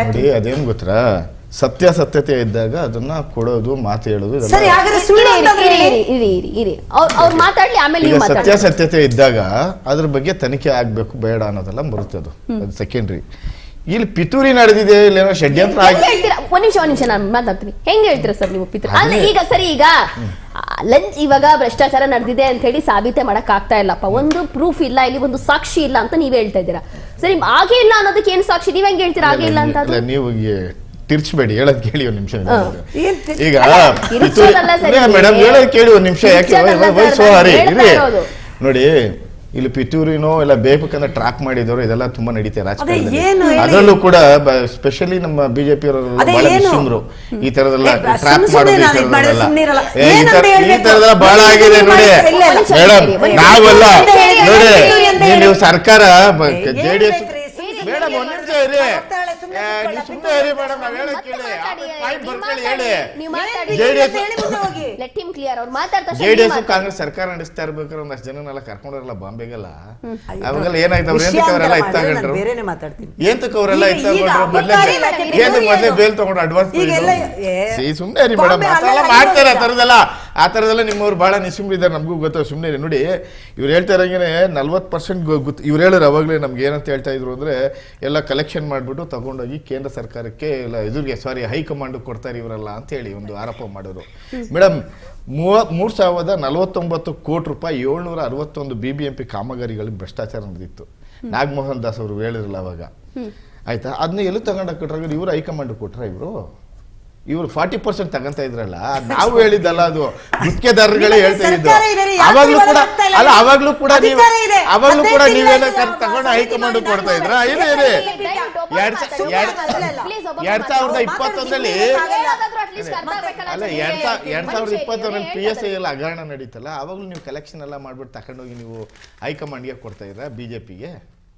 ಆಯ್ತಾ? 5,400 ಕೋಟಿ ಕೋವಿಡ್ ಟೈಮ್ ನಲ್ಲಿ ಕೊಟ್ಟಿರೋದು. ಕೋವಿಡ್ ಸತ್ತು ಸಾಯ್ತಾ ಇರೋ ಇವತ್ತು ನಿನ್ನೆ ನಡೀತಾ ಇದೆ. 6 ವರ್ಷದ ಹಿಂದ್ಗಡೆ ಮಾಡ್ರೆ ಭ್ರಷ್ಟಾಚಾರ, ಇವಾಗ ಮಾಡ್ರೆ ಭ್ರಷ್ಟಾಚಾರನ? ಏನು ಭ್ರಷ್ಟಾಚಾರ ಮಾಡಿಲ್ಲ ಅಂತ ಹೇಳಿ ಮೇಡಮ್, ನೋಡಿ ಪೇಪರ್ ಕಟಿಂಗ್ ಪಾಪ ಅವ್ರ ಹತ್ರ ಇಸ್ಕೊಬೇಡಿ, ಕೊಡಿ ಪಾಪ ಅವ್ರದ್ದು. ಆಯ್ತು ಮೇಡಮ್, ನಾನು ಇಲಾಖೆಯಲ್ಲಿ ಎಷ್ಟಾಗಿದೆ ಅಂತ ನೀವು ಅಧಿಕೃತವಾಗಿ ಹಾಕಿದ್ದಾರೆ. ಏನು ಅಧಿಕೃತವಾಗಿ ಹಾಕಿದ್ದಾರೆ ಮೇಡಮ್? ಸ್ವಲ್ಪ ಓದಿ ನೀಟಾಗಿ. ಅಬಕಾರಿ ಇಲಾಖೆಯಲ್ಲಿ 2,500 ಕೋಟಿ ಅಕ್ರಮ ಸಾಬೀತಾಗಿದ್ಯಾ? ಏನ್ ನೋಡ್ರಿ, ಆರೋಪ ಬೇರೆ, 1000 ಆರೋಪ ಮಾಡ್ತೀನಿ ನಾನು. 200 1000 ಕೋಟಿ ನೀವು ಇದನ್ನ ಮಾಡಿದಿರಿ, ಎಲ್ಲರ ತಲೆ ಮೇಲೆ 5 ಕೋಟಿ. ಸರ್, ನೀವೇನೋ ಹೇಳಕ್ಕೆ ಟ್ರೈ ಮಾಡಿ. ಒಂದು ನಿಮಿಷ ಇರಿ ಮೇಡಮ್, ಅವ್ರೇನು ಹೇಳ್ತಾ ಇದ್ರು ಕೇಳಿಸ್ಕೊಳ್ಳಿ. ದಯವಿಟ್ಟು ಒಬ್ಬೊಬ್ರು ಮಾತಾಡಿ. ಈ ತರ ನೀವು ಕಿರ್ಚಾಡ್ಕೊಂಡ್ರೆ ಒಂದು ಅಲ್ಲಿ ತಲುಪಲ್ಲ ವಿಷಯ. ಇಲ್ಲಿಂದ ನಾವು ಒಂದು ಪಕ್ಷದ ಪ್ರತಿನಿಧಿಯಾಗಿ, ವಕ್ತಾರಗಳಾಗಿ ನಾವು ಪ್ರತಿನಿಧಿಸ್ತಾ ಇರ್ತೀವಿ. ಇಲ್ಲಿಂದ ಒಳ್ಳೆ ಸಂದೇಶ ಹೋಗಬೇಕು. ಜನಗಳು ನಮ್ಮನ್ನ ಸೂಕ್ಷ್ಮವಾಗಿ ಅಬ್ಸರ್ವ್ ಮಾಡ್ತಿರ್ತಾರೆ. ಇಲ್ಲಿ ನಡೀತಾ ಇರ್ತಕ್ಕಂಥದ್ರಲ್ಲಿ ಮನೆ ಕಾಂಗ್ರೆಸ್ ವಕ್ತಾರರು ಕೂಡ ಕೆಲವು ವಿಚಾರಗಳನ್ನ ಮೇಡಮ್ ಮಾತಾಡಿದಂಥ ಸಂದರ್ಭದಲ್ಲಿ ಮತ್ತೆ ಹೇಳ್ತಾ ಇದ್ದಾರೆ. ಪದೇ ಯಾವುದೇ ಒಂದು ಡಿಬೇಟ್ಗಳಲ್ಲಿ ಕೂತಂಥ ಸಂದರ್ಭದಲ್ಲಿ ನಿಮ್ಮ ಕಾಲದಲ್ಲಿ ನಡೆದಿತ್ತು, ಹಾಗಾದರೆ ಇದನ್ನೇನು ಮಾಡಿದ್ರಿ? ಜನ ಇವತ್ತು ನಿಮಗೆ ಸಂಪೂರ್ಣ ಬೆಂಬಲ ಕೊಟ್ಟಿರ್ತಕ್ಕಂಥದ್ದು ಹಳೆಯದ್ರಲ್ಲಿ ಏನಾದರೂ ನಡೆದಿದ್ರೆ ಉತ್ತಮವಾದ ಸರ್ಕಾರ ಕೊಡಿ ಅಂತಕ್ಕಂಥದ್ದಕ್ಕೋಸ್ಕರ ನಿಮಗೆ ಕೊಟ್ಟಿದ್ದು. ಅವ್ರು ಮಾಡಿದರೆ ನಾವು ಮಾಡ್ತೀವಿ ಅಂದ್ರೆ ಮತ್ತೆ ನಿಮ್ಮಲ್ಲಿ ಏನು ಬಂತು ವ್ಯತ್ಯಾಸ? ಹಾಗಾದರೆ ಪದೇ ಇವತ್ತು ಜನ ಕೇಳ್ತಾ ಇರ್ತಕ್ಕ ಒಬ್ಬ ಆಡಿಯನ್ ಆಗಿ ನಾನು ಮುಂದೆ ಕೂತ್ಕೊಂಡ್ರೆ ನಮ್ಮನ್ನು ಎಷ್ಟು ನೀಟಾಗಿ ಅಬ್ಸರ್ವ್ ಮಾಡ್ತಿರ್ತಾರೆ ಅಂತ, ಹಂಗಂದ್ರೆ ಇವರು ಕಳ್ರು ಅಂತ ಅನ್ನೋದಾದ್ರೆ ಮತ್ತೆ ನಿಮ್ಮಲ್ಲಿ ವಿಭಿನ್ನತೆ ಏನು ಬಂತಾಗಾದ್ರೆ ಇವತ್ತು ಒಂದೇ ನಿಮಿಷ ಮುಗಿಸ್ತೀನಿ. ಇವತ್ತು ಏನಾಗುತ್ತೆ ಅಂತಂದ್ರೆ ನೋಡಿ, ಒಂದು ಕಡೆಯ ಸಾಮಾನ್ಯ ಜನದ ಬಗ್ಗೆ ನಾವು ಮಾತಾಡುವಂಥ ಸಂದರ್ಭದಲ್ಲಿ ಮೈಯೆಲ್ಲ ಕಣ್ಣಿರಬೇಕಾಗುತ್ತೆ. ಅಬಕಾರಿ ಇಲಾಖೆಯಲ್ಲಿ ಲಾಸ್ ಆಗ್ತಾ ಇರ್ತಕ್ಕಂಥದ್ದು ಇವತ್ತು ಸಾಮಾನ್ಯ ಜನಕ್ಕೆ. ಯಾಕೆ ಅಂತಂದರೆ ಇವ್ರು ಮಾಡಿರ್ತಕ್ಕಂಥ ಬೆಲೆಗಳು ಇತಿಹಾಸದ ದಾಖಲೆ ಆಗಿವೆ. ಇದರಲ್ಲಿ ಬಡವ ಇದನ್ನು ಕುಡಿಯೋಕ್ಕೇನೋ ಒಂದು ಕಷ್ಟಪಟ್ಟು ಬೆಳಿಗ್ಗೆ ಸಂತಕ ಕಷ್ಟಪಟ್ಟು ಕುಡಿಯೋಕ್ಕೂ ಅಂತ ಸಂದರ್ಭದಲ್ಲಿ 200ರಿಂದ 300 ರೂಪಾಯಿ ಕೊಟ್ಟು ಒಂದು ಬಾಟಲ್ ತೊಗೊಂಡು ಕುಡಿಬೇಕು ಅಂತಂದರೆ ನೀವು ಬಡಜನದ ಹತ್ರ ಎಷ್ಟು ರಕ್ತ ಹೀರ್ತಾ ಇದ್ದೀರಾ ಅಂತಕ್ಕಂಥದ್ದು ಒಂದಾದರೆ, ಇದನ್ನೇ ನೀವು ಅವ್ನು ಏನೇ ಮಾಡಿದ್ರು ಕುಡಿತಾನೆ ಅಂತಕ್ಕಂಥದಕ್ಕೆ ಮೇಡಮ್, ಇವತ್ತು ಬೆಳಿಗ್ಗೆ ನಾನು ಡಿಬೇಟಲ್ಲಿ ಮಾತಾಡಬೇಕಾದ್ರೆ ಇದೇ ಮಂಡ್ಯದ ಒಬ್ಬ ಲೈಸೆನ್ಸ್ ಹೋಲ್ಡರ್ ಹೇಳ್ತಾರೆ, ನೀವು MRP ಮೇಲೆ ಮಾರಿ ನಮ್ಗೆ ಅದು ಗೊತ್ತಿಲ್ಲ, ನಮಗಂತೂ ಇದು ಹಣ ಕೊಡಬೇಕು ಅಂತಕ್ಕಂಥ ಮಾತನ್ನು ಅಧಿಕಾರಿ ಹೇಳ್ತಾನೆ. ಶೈನೇಶ್ ಓಪನ್ ಆಗಿ ಹೇಳ್ತಿದ್ದಾರೆ, ಬಾರ್ ಮಾಲೀಕರು ಹೇಳ್ತಾ ಇದ್ದಾರೆ. ಮತ್ತೊಂದು ಇನ್ನೊಂದು ಏನಂತಂದ್ರೆ, ಜಗದೀಶ್ ಅವರಂತಕ್ಕಂಥ ವ್ಯಕ್ತಿ ಯಾರು ಕಂಪ್ಲೇಂಟ್ ಕೊಟ್ಟಿದ್ರು, ಜಗದೀಶ್ ಅಂತೀನಿ ಸಾರಿ, ನಾವು ಲಕ್ಷ್ಮೀಕಾಂತ್ ಅಂತಕ್ಕಂಥವ್ರು, ಲಕ್ಷ್ಮೀನಾರಾಯಣ್ ಅಂತಕ್ಕಂಥವ್ರು, ಅವ್ರು ನಾನು ಹೇಳ್ತಾರೆ ನಾನು ಕೂಡ ಕಾಂಗ್ರೆಸ್ ಕಾರ್ಯಕರ್ತ, ನನಗೆ ಅನ್ಯಾಯ ಆಗಿದೆ ಅಂತಕ್ಕಂಥ ಮಾತು ಹೇಳ್ತಾರೆ. ಅರೆ, ನಿಮ್ಮ ಪಕ್ಷದಲ್ಲಿರ್ತಕ್ಕಂಥ ನಿಮ್ಮ ಕಾರ್ಯಕರ್ತರ ಲೈಸೆನ್ಸ್ಗೆ ಅನ್ಯಾಯ. ಅವರು ಓಪನ್ ಆಗಿ ಹೇಳ್ತಿದ್ದಾರೆ, 14 ಲಕ್ಷ ರೂಪಾಯಿ ಕಟ್ಟಬೇಕು ಸರ್, ಈ ಹರಾಜು ಮೂಲಕ ನನಗೆ ಲೈಸೆನ್ಸ್ ಸಿಗುತ್ತೆ. 80 ಲಕ್ಷ ರೂಪಾಯಿ ಕೇಳ್ತಾರೆ, ನೆಗೋಷಿಯೇಷನ್ ಅಂತಾರೆ, ಕೇಳಿದ್ದಕ್ಕೆ ಮಂತ್ರಿಗಳು ಕೊಡಬೇಕು. 2 ದಿನ ಇವತ್ತು ಸದನ ಮುಗಿಲಿ, ನಾಳೆ ನಾಡದ್ರಲ್ಲಿ ಮಂತ್ರಿಗಳ ತನಕ ಏನೇನು ಹೇಳಿದ್ದಾರೆ ಅಂತಕ್ಕಂಥ ಪಟ್ಟಿನೇ ಕೊಡ್ತೀನಿ, ನಾನು ಆಡಿಯೋ ವಿಡಿಯೋ ಕೊಡ್ತೀನಿ ಅಂತಕ್ಕಂಥ ಹೇಳಿದ್ದಾರೆ. ಹಾಗಾದರೆ ನೀವು ಸೂಕ್ಷ್ಮವಾಗಿ ಇಂಥ ವಿಷಯಗಳನ್ನು ಗಮನಿಸಿದ್ರೆ ಇದರಲ್ಲಿ ನಡೆದಿರ್ತಕ್ಕಂಥ ಹಗರಣ ಸ್ಪಷ್ಟ. DC ಬಾಯಿ ಬಿಡಿಸಿದ್ದೀರಾ ಅಂತಂದರೆ ಅದು 25 ಲಕ್ಷ ರೆಡ್ ಹ್ಯಾಂಡ್ ಆಗಿ ಹಿಡ್ಕೊಂಡ್ರೆ 1 ರೂಪಾಯಿ 2 ರೂಪಾಯಿ ಅಲ್ಲ, 25 ಲಕ್ಷ, 80 ಲಕ್ಷ ಬೇಡಿಕೆ ಇಟ್ಟು 25 ಲಕ್ಷ ರೂಪಾಯಿ ರೆಡ್ ಹ್ಯಾಂಡ್ ಆಗಿ ಹಿಡಿದಂಥ ಸಂದರ್ಭದಲ್ಲಿ ಸಚಿವರ ತನಕ ಕೊಡಬೇಕು ಅಂತಕ್ಕಂಥ ಆಡಿ ಹೇಳಿರ್ತಕ್ಕಂಥದ್ದು ಅವರು, ನಾವಲ್ಲ ಇದನ್ನೆಲ್ಲ. ಇದು ನೀವು ಸರ್ಕಾರದಲ್ಲಿದ್ದೀರಾ, ನಿಮ್ಮ ಜವಾಬ್ದಾರಿ ಇದು. ಇದಕ್ಕೆ ನೈತಿಕ ಹೊಣೆ ಬರಬೇಕಾಗಿರ್ತಕ್ಕಂಥವ್ರು ನೀವು ಅನ್ನೋದು ಸ್ಪಷ್ಟ. ಒಂದು ನಿಮಿಷದಲ್ಲಿ ಮುಗಿಸ್ಬೇಕು. ಕರೆಕ್ಟಾಗಿ ಹೇಳ್ತಾ ಇದ್ದೀನಿ, ನಾವು ಯಾವುದೇ ಕಾರಣಕ್ಕೂ ಭ್ರಷ್ಟಾಚಾರ ಪರದವಾಗಿ ವಕಾಲತ್ತು ನಾನು ತಗೊಳಕ್ ಬರೋದಿಲ್ಲ. ನಮ್ಮ ಪಾರ್ಟಿನ ತಗೊಳ್ಳಲ್ಲ, ನಮ್ಮ ಲೀಡರ್ಸು ತಗೊಳ್ಳಲ್ಲ. ತಪ್ಪಾಗಿದೆ, ತನಿಖೆ ನಡೀತದೆ, ಸತ್ಯಾಸತ್ಯತೆ ಹೊರಗಡೆ ಬರ್ತದೆ. ಒಂದು ವೇಳೆ ತಪ್ಪಾಗಿತ್ತು ಅಂದ್ರೆ 100% ನೋಡಿ, ನಾನು ಬಹಳ ಮಾಡಿದ್ರು. ನಾನು ಬಹಳ ಸೂಕ್ಷ್ಮವಾಗಿ ಹೇಳಿದೀನಿ. ನೋಡಿ ನಿಮ್ಗಿಂತ ಬಹಳ ಸೂಕ್ಷ್ಮ Yes, yes, yes. ತಪ್ಪಾಗಿದ್ರೆ ಫಸ್ಟ್ ಬಂದಾಗಿಂದ ನೋಡಿ, ಈ ಪ್ರಕರಣ ಬಂದಾಗಿಂದ ನಾನು ಹೋಗಿರೋ ಎಲ್ಲಾ ಡಿಬೇಟ್ ಗಳಲ್ಲೂ ಹೇಳ್ತಾ ಇರೋದು ಇದನ್ನೇ, ಸತ್ಯಾಸತ್ಯತೆ ಹೊರಗೆ ಬರ್ಬೇಕು, ತನಿಖೆ ಆಗ್ಲಿ. ಒಂದ್ ವೇಳೆ ತಪ್ಪಿಸಸ್ತ್ರಿದ್ರೆ ನಮ್ಮೇ ಸಚಿವರಿದ್ರು ಕೂಡ ನ್ಯಾಯಾಲಯದ ಮುಂದೆ ಯಾರೇನು ದೊಡ್ಡವರೇನಲ್ಲ, ಇಲ್ಲಿ ಯಾವ ಪಕ್ಷನೂ ದೊಡ್ಡವರಲ್ಲ, ಯಾವ ಸಚಿವರು ದೊಡ್ಡವರಲ್ಲ. ತಪ್ಪಾಗಿರೋ ತಪ್ಪೇ ಅದು. ನಾನು ಅದ್ರ ಪರ ವಕಾಲತ್ತು ಮಾಡಲ್ಲ ನಾವು. Okay sir, thank you. ಇಬ್ಬರಿಗೂ ಮೇಡಮ್ ಒಂದು ಲೈನಲ್ಲಿ ಹೇಳಿ ಮುಗಿಸಿ. ಅಬಕಾರಿ ಇಲಾಖೆಯಲ್ಲಿ ಲಂಚವನ್ನ ದುಡ್ಡನ್ನ ನೇರವಾಗಿ ಲೋಕಾಯುಕ್ತವರು ಅವ್ರ ಅಬಕಾರಿ ಇಲಾಖೆ ಅಧಿಕಾರಿಗಳು ಸ್ವೀಕರಿಸಿದಾಗ ಡೈರೆಕ್ಟ್ ಆಗಿ ನೋಡಿ ಹಿಡಿದಿರೋದು. ಇದು ಯಾರೋ ಹೇಳಿ ಅಪವಾದ ಅಲ್ಲ. ಡೈರೆಕ್ಟ್ ಆಗಿ 25 ಲಕ್ಷ ಕೊಡುವಾಗ ಎದುರುಗಡೆನೆ ಎಲ್ಲವೂ ರೆಕಾರ್ಡ್ ಇದೆ. ಇಷ್ಟು ಜ್ವಲಂತವಾಗಿ, ಇಷ್ಟು ಎವಿಡೆಂಟ್ ಆಗಿ ಇದ್ರೂ ಕೂಡ ಇವನ್ನ ಏನೂ ನಡೆದಿಲ್ಲ ಅಂದ್ರೆ ಮಾನ್ಯ ಸಿದ್ದರಾಮಯ್ಯನವರೇ ನಿಜಕ್ಕೂ ಇದರಲ್ಲಿ ನಿಮಗೂ ಪಾಲಿದೆಯಾ ಅಂತ ನಮ್ಗೆ ಡೌಟ್ ಬರ್ತಾ ಇದೆ. ಅವರ ಒಂದು ರಾಜೀನಾಮೆಯನ್ನು ತಗೊಂಡಿಲ್ಲ ಅಂದ್ರೆ ಸಿದ್ದರಾಮಯ್ಯನವರು ಇದರಲ್ಲಿ ಇನ್ವಾಲ್ವ್ ಆಗಿದ್ದಾರೆ ಅನ್ನೋದು ಜಗಜ್ಜಾಹೀರಾಗಿದೆ. ಓಕೆ 3 ಜನಕ್ಕೂ ಥ್ಯಾಂಕ್ ಯು ಸೋ ಮಚ್. ಕಾರ್ಯಕ್ರಮದಲ್ಲಿ ಭಾಗವಹಿಸಿದ್ದೀರಾ, ತುಂಬಾ ಚೆನ್ನಾಗಿ ಮಾತಾಡಿದ್ದೀರಾ. ನೋಡಿದ್ರಲ್ಲ ವೀಕ್ಷಕರೇ, ಇದಾಗಿತ್ತು ಈ ಹೊತ್ತಿನ ವಿಶೇಷ ಕಾರ್ಯಕ್ರಮ. ಪ್ರತಿದಿನ ಸಂಜೆ 7 ರಿಂದ 8 ಗಂಟೆ ರಾಜ್ಬೆಟ್ಟಲ್ಲಿ ಬಹಳ ವಿಭಿನ್ನವಾದಂತಹ ವಿಚಾರಗಳ ಕುರಿತು ನಾವು ಚರ್ಚೆ ಮಾಡ್ತಾ ಹೋಗ್ತೀವಿ. ಹಾಗೆ ನೋಡ್ತಾ ಇರಿ ರಾಜ್ ನ್ಯೂಸ್ ಕನ್ನಡ, ಜನಸೇವೆಗೆ ನಾವು ಸದಾ ಸಿದ್ಧ.